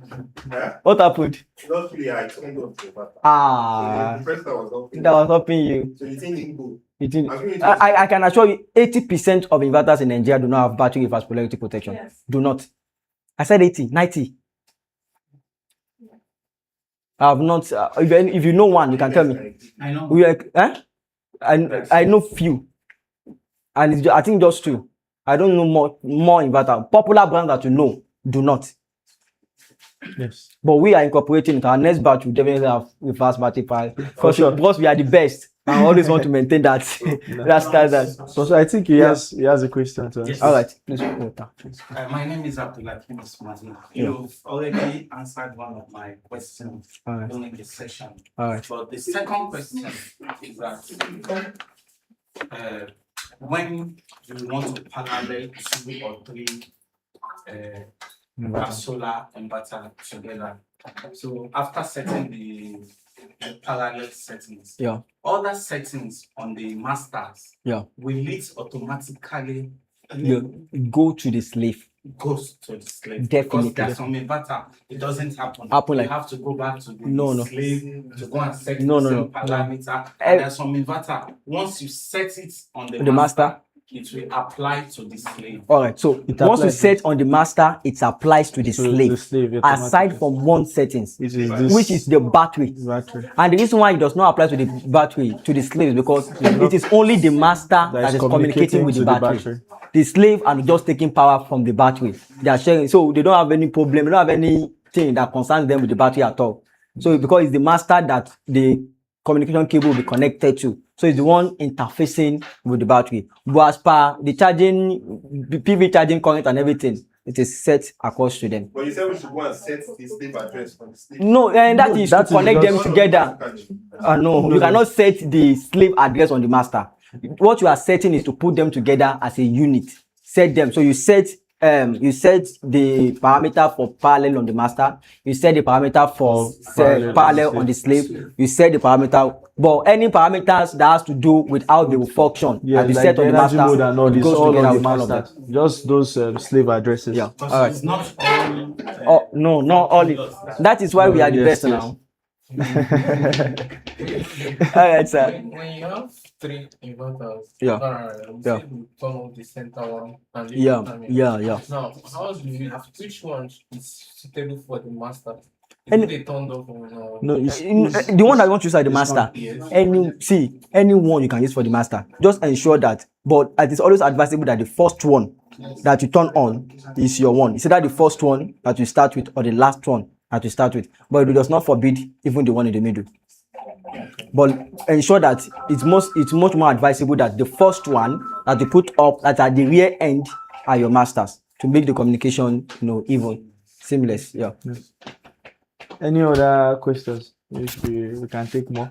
So in addition, you can just use the one with the communication cable, just use it as the master. Yes. All right. Are we going Okay. for the smart load? With that, I think we are done with this session, right? Yeah. Okay, let's just go to the. Okay, if you want to give us a round of applause, please, we can. The app cloud, Abi. Yeah, the mobile app. Yes. David. Yes. All right. So this session is going to be very interactive. My phone. Right? If you've not downloaded the application before, you don't know our application. It is known Give it as to somebody. Apps Cloud. So ALPSCLOUD. So let us download that now. Apps Cloud. So we can just use like some seconds to go about that. So Apps Cloud. So if you have your phone, even if you don't know how to, you can just scan this QR code and it takes you to where you download. So we have that on Google Play Store, we have it on App Store, and also there is the web version for the application. So we can download that. If you already have an account before, you just switch on to the application. Let's just do that while David gets set to take us through the app usage. Okay.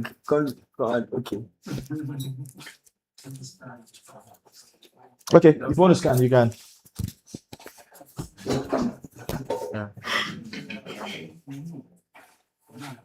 Okay. That guy. Hello. No, I would talk about it. I will tell you where to download it. So good afternoon, everyone. I'm Engineer David Bani. So today I'll be taking us through the mobile application. So first of all, I believe after now, everybody wants to be buying app solar inverters. We're using it for our installation. So please, can you download the app? It's available on iOS Store and on Play Store. So I'll run you through the process. It's called Apps Cloud. It's spelled ALPSCLOUD.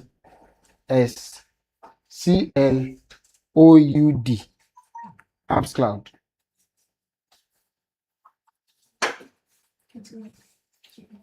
Okay.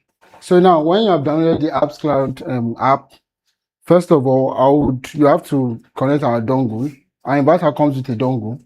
When you buy an inverter, you get a dongle. That's what transmits all the information on the inverter to the web, and which you can view on your phone and also on your system. Yes, all the series come with dongle. So that being said, your interaction with the inverter is seamless via your phone and your laptop. So this is once you install it, you go to account registration, you open the app, you go to account registration, you register. On the interface of the app, you see where you say register. You register, you put in your email, it will ask you for a code. You go to your Gmail, you pick the code and you put it in. Yes, then you register an account.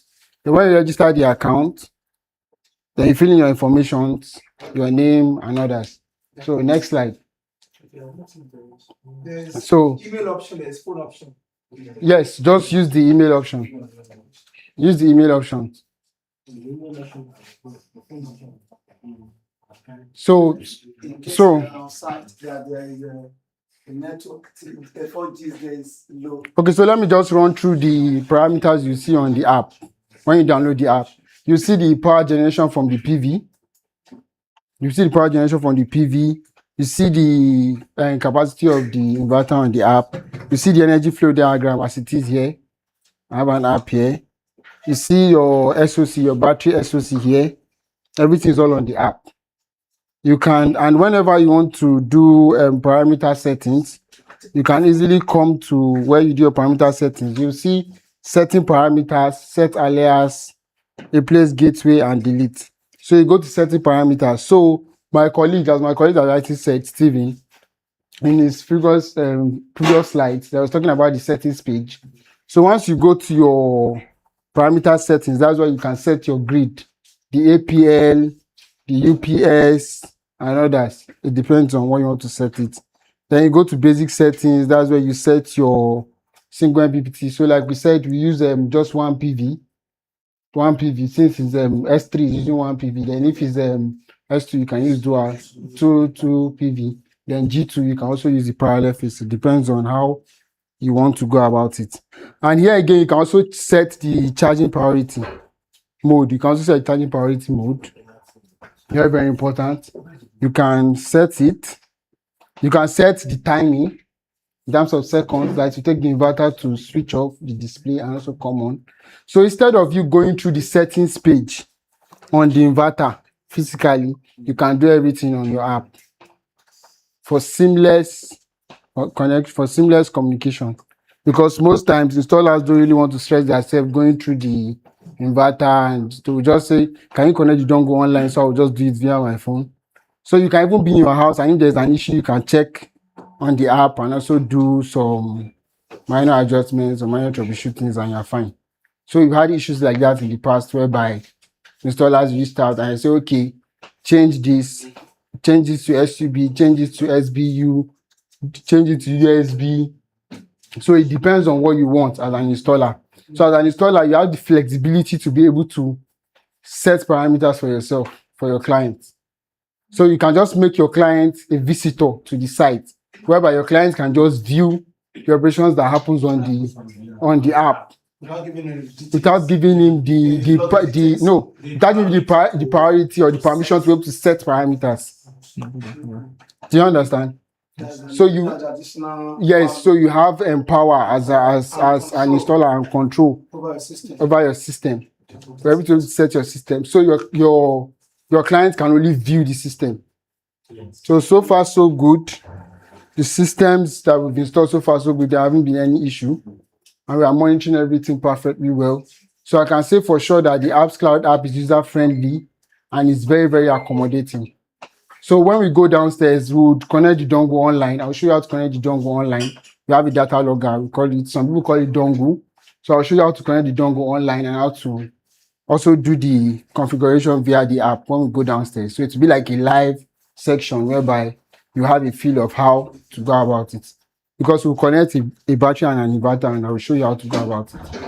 So that's it. Thank you very much. Yes, thank you. So do we have any questions concerning this as well? Okay. Okay. Yes. Sorry. Pertaining the app, Okay.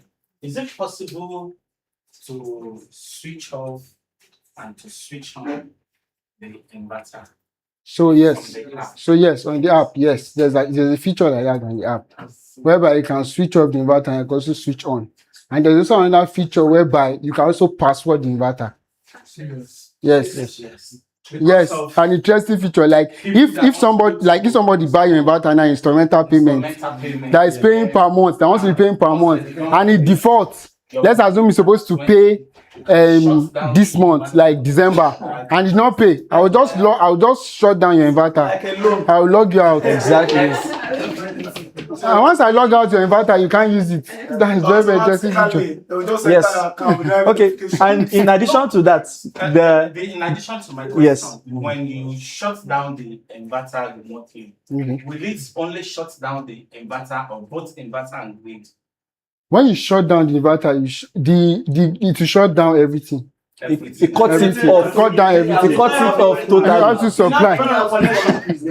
Okay, now depends on if you want to remove the grid and bypass it on your own. That's you. That's output. No, that's you just connect it to you just connect it to NEPA direct. You don't have control over the grid. Yes. Okay, so Through the solar. this is so it. just Here. remove the This is that's it. Yeah. If I put this off now, this system here will go off. Why it is like this? I'm also a master on this account because I do upgrade remotely for them and also watch their system. So I can put it off from this angle as well. Different people have like the controlling. So this is it. If you download the app, like if you are an installer on the site and you download the app and you've done the configuration as an installer, so this is it. You have like the manager's account. So your client or any other person, you can give them access as a visitor. So you can have one manager and have multiple visitors. But can I ask a question? Yes. What's the disadvantages of it? I don't know, maybe if your organization already take care of that. Okay, so this is it. So this is it. The disadvantage of it is that when there is an issue or something, the client will start calling you. We start calling, yes, as an installer, because once the client sees it, there's a small minor, we start calling you that what's going on, why is this showing this? So now it's not left to you as an installer from the comfort of your home to go to the app and do a little bit of settings. Set the SOC, set the cutoff voltage, set all those parameters, and you see working perfectly well. So everything boils down to settings. You've done your own setting. You now say, can you like save it so that if you have any issue, maybe the person by mistake did one thing, you can always like use like a default to your own setting. So this is it. As a manager, you have authority over the system. You can do any settings on the system. Okay, David. I'm just in the best order. David. It's like a networking. David. Maybe you are setting up like LAN or wide area network or local area network. Like maybe you are consulting as a telecom to come and give you in terms of the provision of the internet. Yes. Okay. So all the database password, I am not even able to give you as you understand. Okay. So I'm just giving the advantage of it. I'm just taking off. Prevention, maybe as an installer, something happened to this to the installer. Maybe he's hospitalized, or like when we are talking about the you have to think about the hazard. Okay, so this is it. So is it possible to release the password? Because definitely when I log in on the apps as an installer, definitely all the database information you understand is my hand. So maybe in terms of anything, because I already when it comes to telecom, I've said something like that. Yes. So I have to release my password for the client so that they can access because they are already in condition signed. So I have to release the password when I'm going to the telecom. So after I release it, later I change my password. So I'm just asking. With this situation now, one good thing is once you send the system online, we can see your system and backend. We have all the database. We have let's say a superior backend. We can do anything on your system regardless. So I think for his question he asked is, can multiple people watch a system? Which is yes. The only person that has the master control over it is the installer. Your clients cannot change parameters on it because you are calling him there to become a visitor. So it is just you that can change the parameters on it, and also us from the back end when you tell us that there is an issue with your system and we want to work on it. So it is just only you, the master, that is controlling the system, not any other person. I think, does that answer the question? Most times it's upgrade. Most times it's upgrade. Yes. Most times installers ask for upgrade. Like you might need to upgrade their system. Maybe the software is outdated and they want to upgrade their system, and that's what we get most times. So it's not. That's fantastic. That it's not possible to give more than one person admin rights. Yes, it is possible. It is possible to give. Right? I can invite you to also be a manager on the system. I am the one that created the plans. I'm the one that did this. So if I want also you to check it, like for me, now, if you are sharing the plans with me that I want to work on it, you make me a master on it, a manager. I can change parameters for you from the back end as well. Right? Okay. So any other question on that? Okay. If they switched off the Wi-Fi online, and someone come and unplug the Wi-Fi connection from the system. Can you do reset manually? Very good question. So are you saying that the data logger is not connected to the system anymore, and that you removed it, and the Wi-Fi, the router connection is off? Oh yes. Can you manually? So this is it. So this is it. If in that situation, you know, you can't view the system, say data logger is no longer inside the inverter. So now this is it. If I on the Wi-Fi, if I on my router, and I take that data logger and I put it back inside my inverter, I'll be able to view it.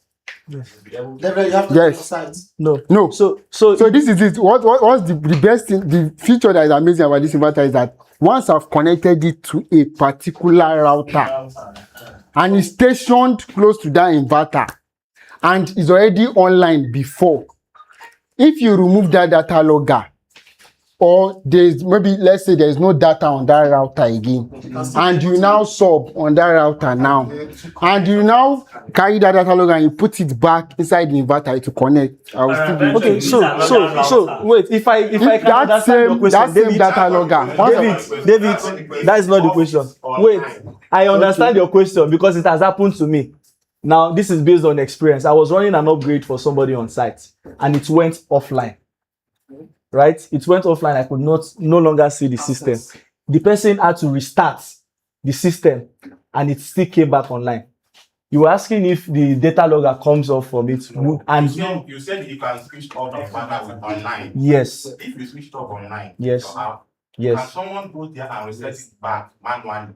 Turn it back on. That is what I'm saying. Of course, that's what I'm saying, that it went offline because I already switched it off from the back end and it went offline when they were on the site. The person put off his data from his phone, it went offline. I could no longer see, but he had to restart it and then reconnect it for me. But he could put it on back from there. Now, when the person would not be able to do that, That's Okay. wait. Okay, let's So before you said if you are doing instrumental payment, No, I'm coming to that. Yeah. I'm coming to you that. go off my system. Okay. Thinking twice, I will just come out the jungle and reset it back. All my thing they use to pay. I'm getting there. Wait. Once I off your system, If he had asked the question like that, now at that point there's already a password on that inverter. Yes, you can't use it regardless again. of removing the dongle. Yes. There is a password now. When you can't- even put it you on, can't the password is on still it. there. Until somebody gives you another access, access, I will generate another code from the application for you to impute on that inverter before it will go off. Who can The The manager. manager. You have full It is the manager. So you can Yes. generate it while the system is shut down. You can generate it. It's already there. System is damaged. What if the manager doesn't want to have what? That's why they have to back. That's why We have the back end. We still have everything like the database. We have a anything that database, the we find manager is everything. doing, we are seeing it as well. So we are seeing Yes. everything. We have admins, Yes, so we have this thing at the back. it is So we are pretty seeing- much clear. Yes, we go sit here. Don't worry. We still have all the information of the inverter that is installing like for the past 2 years. So we can start your username, we can start your serial number, and we can get your inverter. Can we test these things today? We already have an SOP on it. We will test it to our lab and then send it. I wish, Because but we can. I think They a want lot to of questions see- have been asked. The specifics is what need to be answered. One thing I know is I have switched off the inverter. One of the inverter I was testing, switched it off from my phone. Yeah, of course. And even though I restart it, it did not come on here again. I had to start it from here. So the inverter will come on, but it won't output. It won't output. Yes. Now I have to on it here for it to output. So it means what you do here, you cannot really reset it by just doing that. Then so that's something I've already tested. But what I want to see, because I think Stephen has said it, is that now you can actually set some sort of password and a timer for a system to go off. So it means I am setting up Renting time. maybe the person the client is still paying Yeah, still paying instrumentally. instrumentally. I can say, in 1 month time. I don't know if that's what Yeah. in 1 month time off this system. The system is That- off. Now, even though I have set that and I go away, if the person remove the dongle, because I'm not the one going to off it again. Automatically. It will off at that time. So that's something I think there is the SOP will come out for, and that's something that will be a game changer for those of us that want to do instrumental. We call it Because renting you know time. that the person can stop recharging their router, they don't want you to have access. Yes. But as far as you have set it, anything they like, it Then they will change change that time. So it's either they pay you Or so that you you can can now buy. make the change. So they pay you, take it online so you can make the change. Or if the time reach, you're off. Yeah. They don't need to shut down their router because for me, to do instrumental payment for you, I'm coming with a MiFi. Yes, Yes, you sure. don't have to know that I have a MiFi. In fact, it even And gets that is better. Yes. It gets I'm better using- with the S4. And I have already calculated money for data, even if it's 2,000 naira data for the next 12 months, it is already embedded in the cost. instrumental payment. That's good. That's the So I know Yes. I'm the one controlling Yeah, everything. you are in control of everything. I think Yes, we did. we've Yes, been we are. talking Yeah, over we a done. year, Yes, even before I Absolute just and you usually I've do already it. put down my plan. So you can How just much I usually do it for right you. now? Maybe you can I usually do it for you. 20,000 Off. naira. So I can have as much as 20. So the more instrumental payment is coming, and whenever they finish paying, I go back, I install their bypass, remove my dongle, and go away. Definitely, you have I to. can even put my dongle inside the system. That's what I I'm can have a draw box. And that's what I'm not saying. Maybe I You can also have a box where you put your router and all. Yes, So you do that as well. It's part of the You do that as well. So if you are They not put yes, you put part of the accessories. So I think that's how I've done it. you look at. Let me put danger. Yes. So it is when I finish my instrumental payment, I go there, I connect their bypass for another They are installation. very wide. You must have this one. And when you come to power, they are very smart. Millionaires. Power. What you going? If you see most of the fight between millionaires and FM, facility managers, it's because of power. They also, so they can Now create I another know money. if they can When they go to power, they will not my home show me the meter. How you are really going? You know, that way you know to for our most of you they have money to put the solar now. They don't have that catalog is not consuming much, but 1,500. they've already 28 flats. Every month can you done like What was that? The dongle. Our S4 using it. The thing is, it depends on the design actually. Our research So they have to use that grid because each and flat export no limiter. Wi-Fi Solar is inverter, yeah. permanent about storage. Okay. Solar permit. So, I think I knew that this topic is going to be very much interesting to everybody, and it is a good thing that we're having this interactive session. We want to make it even much more interesting for us. I don't know if Can we ask this questions period? we've asked questions, but if we have people online that ask So questions, people online are asking about Absolar Service Center. okay. So we have service center in all of our distributors place. Yeah. Like this IG, this place where is a service center. Yeah. So if you have any feedback that come to IG, Yeah. take your Yeah, complaint from the there. feedback to You know, us. So any of our digital place, in anywhere, it's a service center. And also, at our office, in minimum, we can always issue us there as well. It's also we are temporarily using minimum for now, and then we are working on A permanent Yeah. location. And secondly, now I'm just seeing the study. When you now see the time frame, Okay.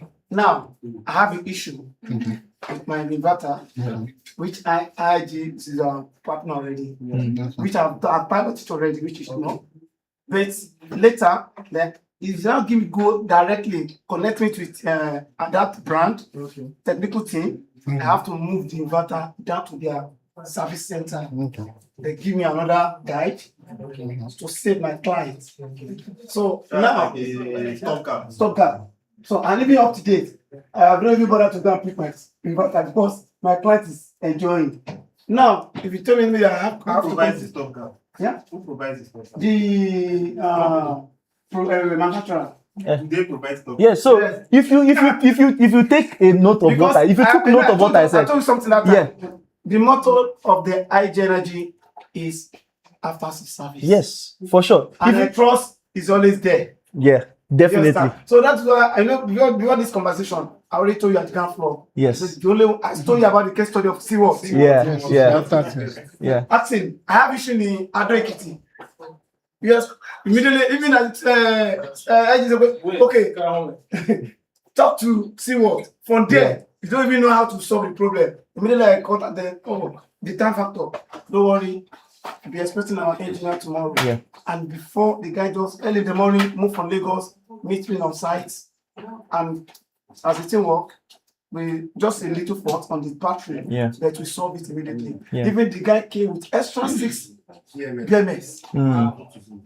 With about 8 connector cables on the lithium. Even that day, to be honest with you, I exposed more because when you face the challenge on site, you get to learn more. So that's why I learned a lot when it comes to component of lithium. I've never even shared my garage. Yes. So because every challenge give us more knowledge and wisdom. So that's why I'm just saying, okay, when I have an issue now, and I bring my inverter to the IG, hours of response to the client, can we just consider it? So for Half Solar, we would not have let you to have that issue for you to bring your inverter to us. Yes. Once you tell us that you have that issue, we'll get an inverter to you. Yeah. You understand? We'll get an inverter to you. I said already. Our after sales, we are all around the clock. You can get us anytime. Swift. Anytime we are. Yes. Anytime we are accessible. Anybody. Yes. Because if any client have issue, it's to solve like yesterday. Exactly. Seamlessly. So I said it before. Our warranty is not to come and repair. We do replacement. Fine. Well, can you type your question? Someone online has a question, but I don't know if you will be audible enough. Okay. Cranwell, can you try to speak up? Let's see if we can hear you. No,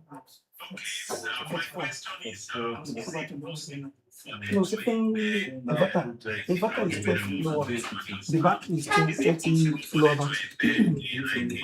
Yes. I have another 2 sites in Ibadan. Even they don't, I just, the battery is very safe. Their office Okay, so he said if it is possible to embed the SIM card in the inverter for some areas where you don't have network or Wi-Fi. It is a feature that we are working on already.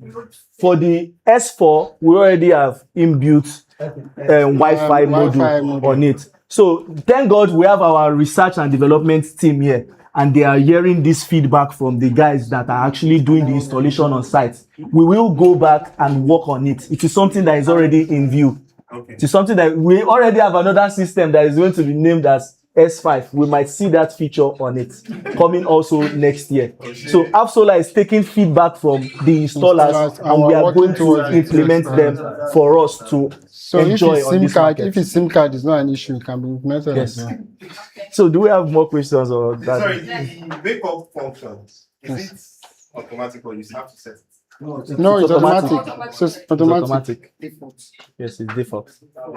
That means took our feedback. Yes, wake up from PV and grid. Okay. The wake up function is important to you. Give you a problem for site too. Yeah. If the PV is not sufficient or something, you have to wait for grid. You have to wake up the battery once the battery BMS. Okay, so I think we're done with this session. We'll call our research and development boss, Mr. Kevin, to take us on the research development.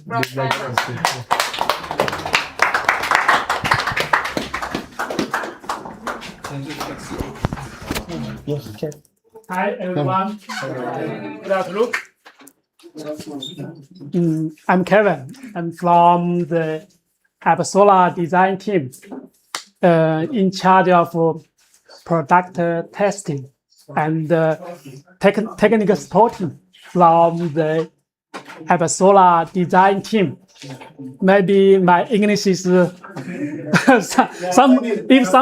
some point is not clear, I can ask Abel to translate it. Okay. Yeah. Okay. I will introduce the Half Solar. So this line is for the product. You can say this product is G1 and T2. It's also in the EAP. So that is me. This product is sell the EAP. So until now, we have a design S3, S2, S3, and in end of the year, we are launch this product S4. Is also for the Nigerian market. So you can say also the product is the hybrid inverter, right? Albert just mentioned the point. Is from the design team, the design think. We think it from this one IP66. So in the future, in the AppSolar team, we are design all the product for the IP66. Why? Because we are do in design team, we are do the most reliability product for the Nigerian marketing. Okay. Maybe let's go to the next slide. Thank you. So another point where we are do the most intelligent product in the next platform. So you can say in the S4, we have the Bluetooth. You mean it's phone Bluetooth. You can connect the inverter. Yeah. Don't use Wi-Fi. Now also can Wi-Fi connect the inverter. We use the Bluetooth connect the inverter. You can setting and check status. It's very easy. Yeah. You and easy to understand and easy setting the product as you only use the mobile phone. Bluetooth is okay. This is one point. Another point we have the AI. Yes. And this we have beta test economy. You also you can log in this one. Yeah, in this one you can maybe you cannot say clearly. I can explain. You can ask any question about S3, S2, any question about the maintain and the performance and setting. Yes, Chatbox AI. Chatbox AI. And there's pictures. AI don't know what you want to make it easier, faster. Yes. And you can take pictures.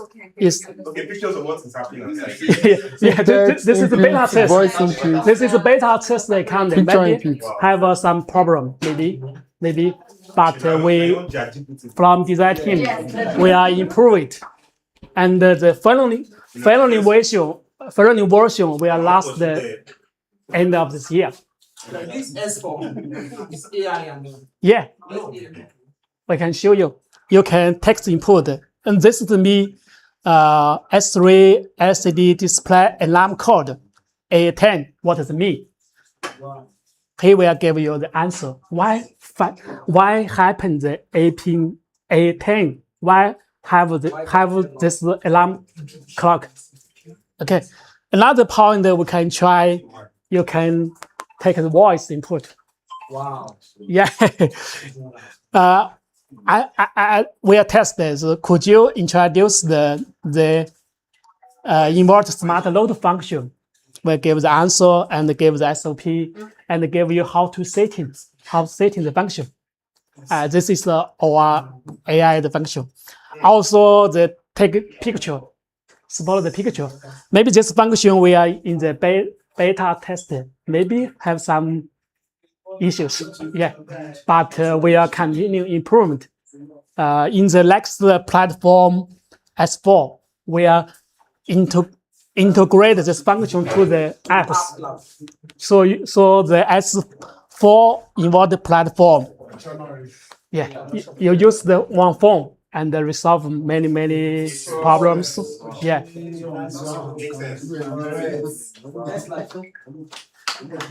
Okay. Thank you. Thank you. So sorry. Next. I will have another point that we introduce. Prevent. 上一个。再上一个。Go back. About this one. Service Power 7. I think it's very important function for the Nigerian marketing, right? Every end use will save the money for the electricity cost. Yeah, until now, we have a time of use function, but need people to setting, right? And setting. So maybe every day, need a person to setting. Maybe I think in the future, maybe we just AI integrate this function. We study the load, study how many load use data, and improve this function automatically. Yeah. Okay. Maybe next. Thank you. Here, we just say that at Solar, we do the most reliability product. This is why we chose the IP66 product. Why don't the IP21? Because they are complex and harsh environment, because dust and humidity will impact the product. The product may be damaged because of dust and humidity. Yeah. So why we do the IP66? Because we need to do the most reliability the product. Another point we have to do this. You can check. This is in Nigeria. The grade is unstable. Yes. It's very different than the Europe, not other country, China also. So we have to do the solution for this 9 major power quality issues. So we do this, we resolve 9 major power quality issues. Another point we check this one. This one is means for the home loader. Yeah, like this one is the condition, air condition. Air condition is a special loader. When you start the air condition, we have a bigger current. Bigger current will impact this inverter unit. So this is a software and hardware solution. So we realize this one will enhance this function. Yeah. Another point, if we do the most reliability product, we are considered the manufacturer line. Production line is very important. In the legal, we do the BMS, right? BMS is the automatic grade. 你帮我解释一下，是车规级的制造。This is a cut standard to manufacturing to produce. Yes. Because legal 做 BMS. Because our company is main business is the BMS, doing the BMS. Yes. So you can check our production line and the manufacture in the Yantai, and another is Fuzhou, yeah. Right? We have 2 mega manufacturer factory. So this I will introduce. Okay, the problem. This is the FCT, means the product PCBA. We have to do many tests, make sure the PCBA is okay. Another point, we are assembling this product. We are do the automatic test. Is check the unit performance and the safety, and also we do this. We are put this sample to the boiling room. High temperature is 100%. Do the test. We all do this is for the most reliability product. Another one, after the beginning test, we also do the performance test. So we do this is also for the most reliability. Also, this one is for design. For design is guided. is a component and ID6s and summer also is design control. Yeah. So, Lighting protection. hey, lighting protection. Yes. Yes, you can find it, prevent it again directly. Yeah. SPD, that's like Yes, and yes, there's like 2 SPD for the DC. Yes. Yeah. Which of them is it? PS. Both of them. All of them. Our main business is PS, but for Upsola, most important part is PS, right? So we have the stronger capability to produce our inverter because we main business is PS, and 2, we have the stronger manufacturing production right, automation the production right. That is our achievement, and also. For inverter, it's important part of PS. That is our advantage. So we can customer what you need. That's why we can design the special inverter for Nigerian market. That is our advantage. Yes. Okay. Maybe go to the next slide. Thank you. This is S3, maybe introduced by. So we can pass, okay? Thank you. Next slide, yeah. Oh, this is the highlight, the S3 highlight performance. So it means the bigger the PV and also the charging, the voltage, and also have the smart load function, also the power rate, and in the high temperature, the performance is good. We can say this point, this is other brand. Sorry, it's for Chinese. It's other brand. This is the S3. Yeah, we have the high temperature, we have the better performance. Yeah, because in the Nigeria, maybe the temperature is high. Yeah. So this one is Yeah. Okay, I will introduce the S4. You can say this is good appearance. Yeah. Another point, we are design product the most appearance and the most lighting. So you can say this LCD display. So how to say? It's easy to reading and setting. Like when there's AC, you like to change when it's time. When it's speech, when it's on solar mode, when it's on AC mode. Okay. Hey, other point, we have 2 MPPT for. Oh, sorry. It's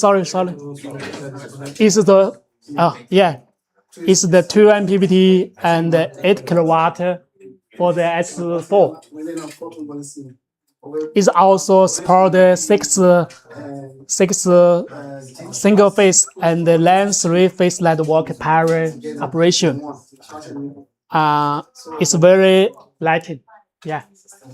Also, it's very beautiful and supporting double output and the IP66.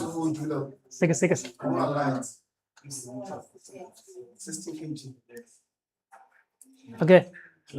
Important. This product will launch end of this year.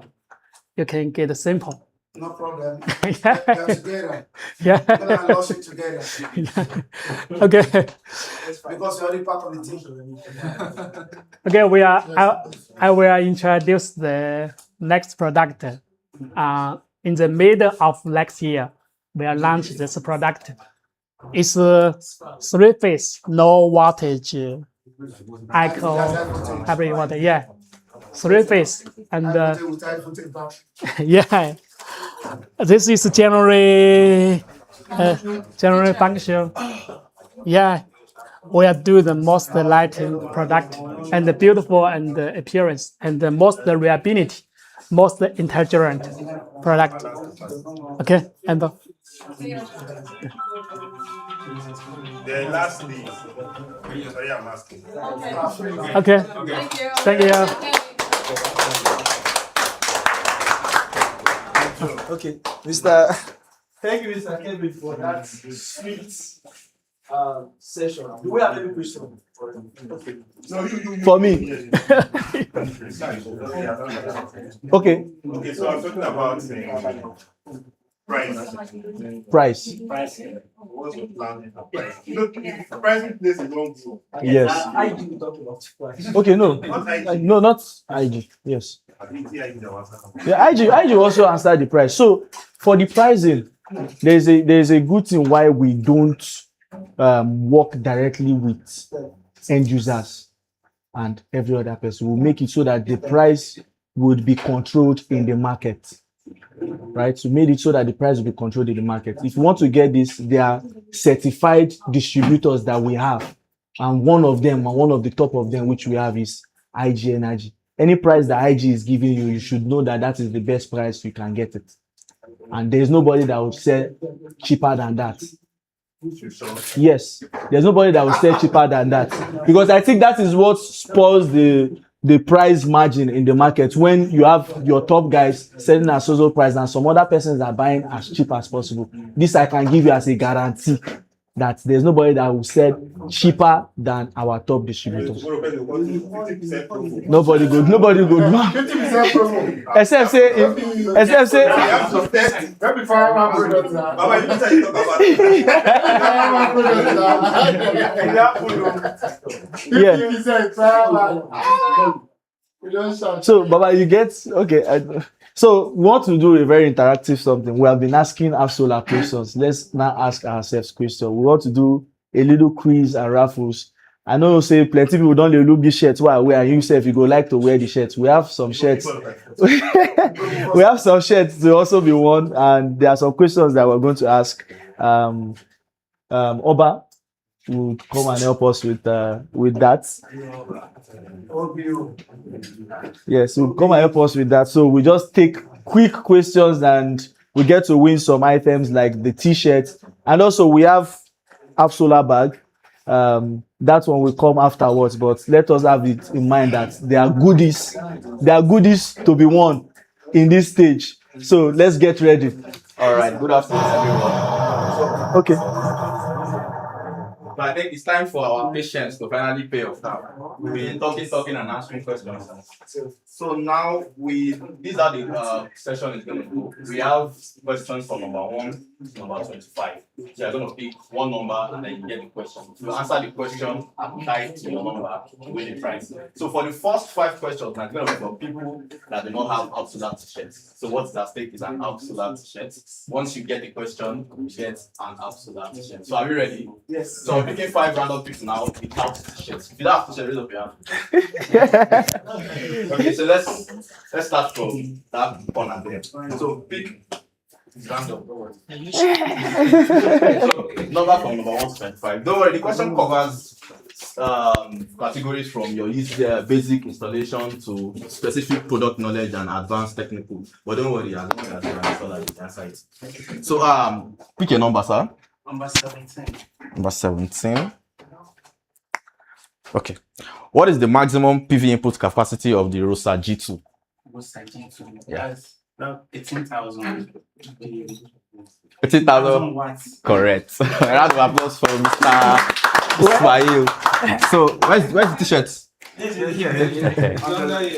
I think they are different sizes. What's your size, sir? Baba go wear 5 XL. Can I be that? All right, a round of applause for him one more time. For the second person, let me go with, what's your name, sir? Mr. Yemi. All right, so pick a number, sir. Number. Don't catch the scope. All right, so number 1, what does IP66 rating mean on an inverter? It prevents against ingress of water. Okay. The answer is not complete. It's not complete. Okay, it's IP66. Yes. Yeah, it means that water cannot affect the particular inverter. Yes. Yes. Okay. It's half. We cannot cut our shirt into two. Yes. Yes. And not only water now. water and Water and dust protection. So a round of applause for him once more. So it means it's No, just waterproof, it's also Dust proof. So our next person, don't let me let them be close. Let me go with our sire. What's your name, sir? no, it is actually Mr. Gbenga. All right. So pick a number from number 1 to 25. This is actually a dummy, so Okay. you can just pass it around. So we can see there's no opening around it Nowhere for water to go. to go in. Yeah. Number 5. Number 5. All right. So what type of current comes from solar panels into your inverter?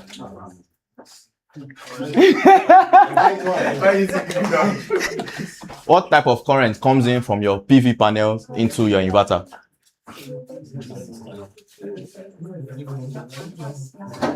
We'll put time in on our questions because we have plenty of people that want to win shirts here. So no, wait first now, no pressure, calm down.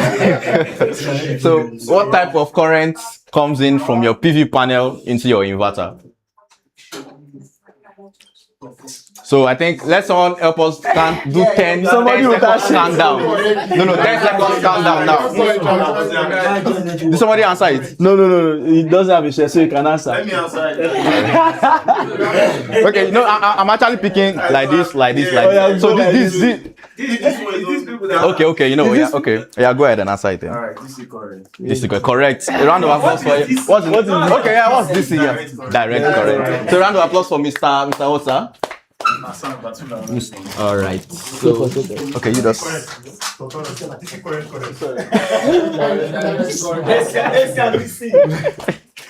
All right. So let's go back to the left roll once again. All right. Pick a number from number 1 to 25. 25. Last number. Okay.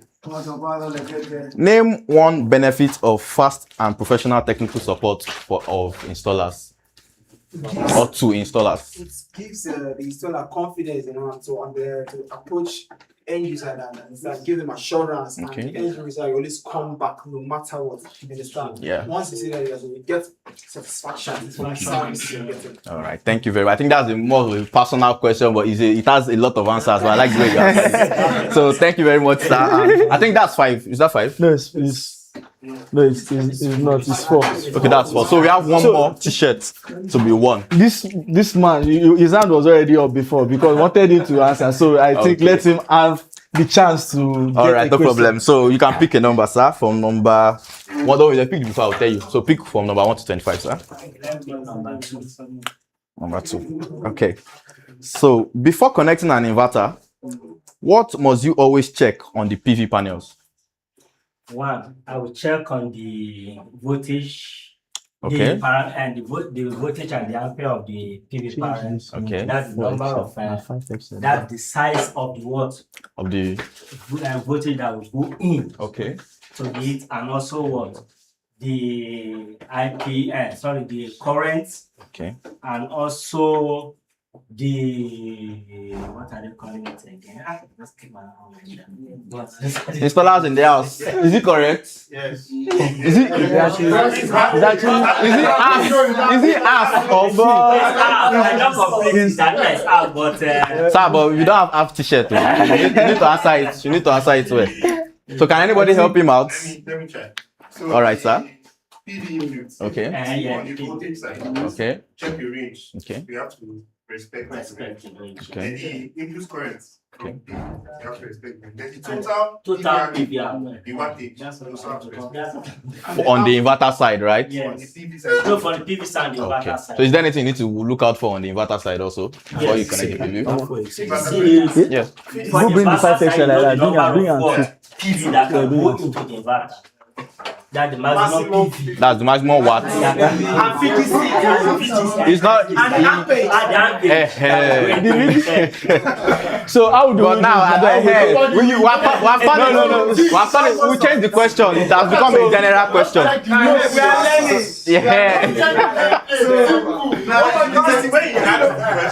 It's a teamwork. So, You have don't worry. No, it has a No. question. Because before you can connect your solar panel. Yes. It's not only the panel side, it's the inverter side too. So you have to make sure. Because we say at Absola we always And make. secondly, what of MPPT? You have to Check the MPPT. Because that's what it accommodates. The panels that. Yes. So because we say in Absola we would always want to make our customers and our clients happy. Yeah. We cannot cut t-shirts, the last t-shirt into two, give you half and give him half. So we'll give you one and we'll also give him one. All right, a round of applause for everybody that answered. Yo did well. So we are going to the next session. Okay.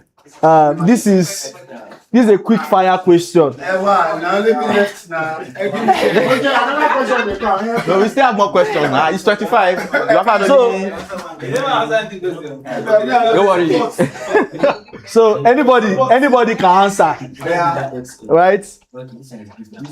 This is a quick fire question, and the first person that raises up his hand after I ask the question will be the one to attempt to answer, and you start the chance to win one of these bags. So you see why it's a quick fire question. So the question goes like this. What if the person raise their hand, they don't come get out? We'll do it again.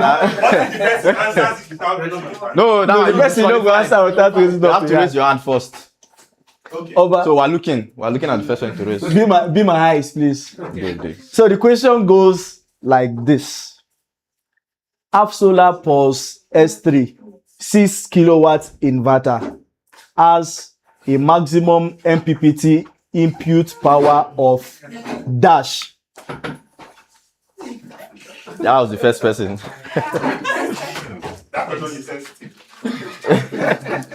Maximum PV input of 12,000 watts solar panel and can harness up to 10,200 watts. Thank you very much. I'm sorry to disappoint you, but you mix it up. That is not actually correct. What's the answer? Wait, explain here. I know. I want still ask this same question, so I won't make another person attempt. Make it easier. Ask it again. This one. Think say right. It is actually correct. Old man. It is actually. So it is actually correct, and I want to explain why it is correct. So it has a maximum access power of 12,000 watts, right? That is the access power. The question I ask is maximum MPPT input power. He is correct and he is also not correct. The maximum access power 12,000 watts, but what it has as the maximum that you can pull from it is what? 10,200. What do we do? That's what he said. That's what he said there. And 10,200. You know there is the mix up with maximum access and maximum input.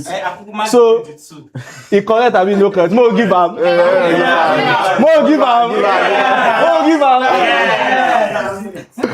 There you go. Please a round of applause for him. So still bag. So still for the bag. Another chance. Now easy question with the ask you. So now just the first person will go raise up his hand. Now he will go carry and give. So what is the warranty I never finished question. I've not finished the question. Change it. Wait, change it. I say, what is the warranty? I never tell you which of the inverter. Change it. Right? That's the I've not said which of the inverter. See how you basically then go ask them for the tricky inverters. Oh yeah, you can do that now. So wait, let me finish my question before you raise up your hand. What is the warranty of the pulse S3, the pulse S2, and the ROSA? The ROSA G2. The ROSA Series G2. G2.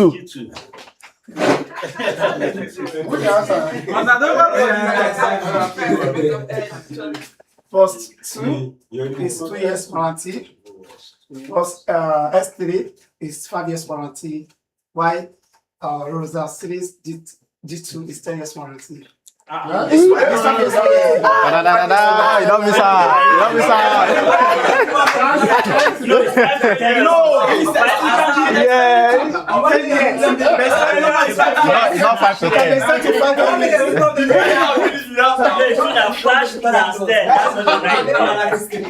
Now because you are You get them. You get them. More give them. Wait, how many years? How many years did you possess two? It's not 2 now. No. Possess two is not 5 years. So he said possess 2 is 2 years, and that's because somewhere he has seen it written 2 years. However, we offer 2 years Plus 1 year. So a total of 3 years. Yes, I feel like that. Then the Pulse S3, he got that one correct. Everyone knows it's 5-year warranty. This is one of the few inverters you see at this price range that is 5-year warranty. Take it anywhere. Yes. Then Rosa G2, yes, he has seen 10 years somewhere. It can be extended to 10 years, but primarily it is also 5 years. So he got it half, and we cannot share it back. But what we can do is just like this man, we can have pity on him. Here you go. Thank you. So we have one more left. We wish it can go round, but it cannot go round. Okay. This question we will ask. Permit me to send the question to one person. The person has been raising up in hands since. He's using bad eye to look me since. There is no, but we can go ahead. Let me ask the last question.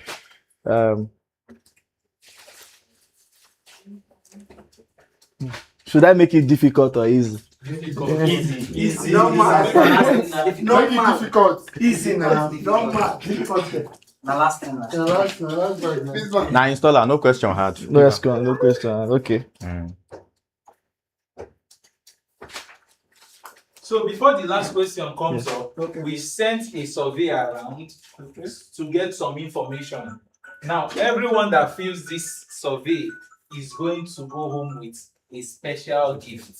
Everyone. All you need to do is fill this. If you don't have a pen, please ask for pen. Fill this and then submit it to any of the people wearing Absola t-shirts, and you will get a special gift. In fact, submit it as you are going downstairs. You get a special gift. Everyone that fills it, that's because we need this information. Yes, please. It is somewhere there. And then we also have The data sheet. for all the inverters. So if you do not have it, because it should be on your table, if you do not have it, please pick it up. The spec sheet for Rosa G2, for S2 and S3. And after this meeting, we are still going down for a brief practical training session. After which we are going to go upstairs for our lunch. So lunch is already served. The jollof rice and moimoi is already waiting for us to come. Okay, the food is here, don't worry. It's not the eye you look. Someone is asking if we can get the slides. So the food is there. So Yes, I can you try can to use send. your last energy in the training session. After that, we can now go and eat. There's rice and stew, very. Thank you very much. So the last question, my boss, where can we get half solar inverters? Now I want to do question. Who is one of our certified and top major distributor? Maogasa. I don't know the question.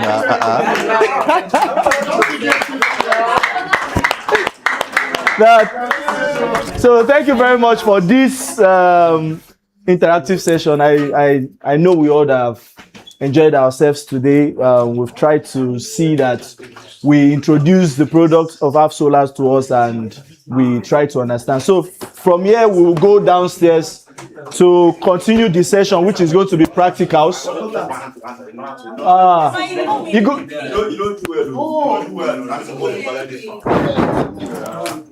Special gift for you. Special gift for you. So please, let's just go downstairs to continue the demonstration. Then afterwards, we take group photographs. Then we can have our lunch. All right. Thank you very much.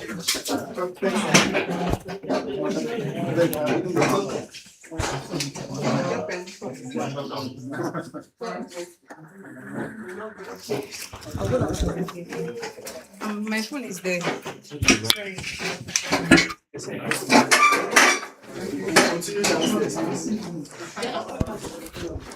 Thank you.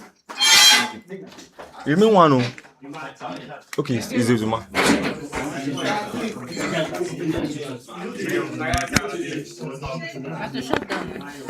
Shut down, okay.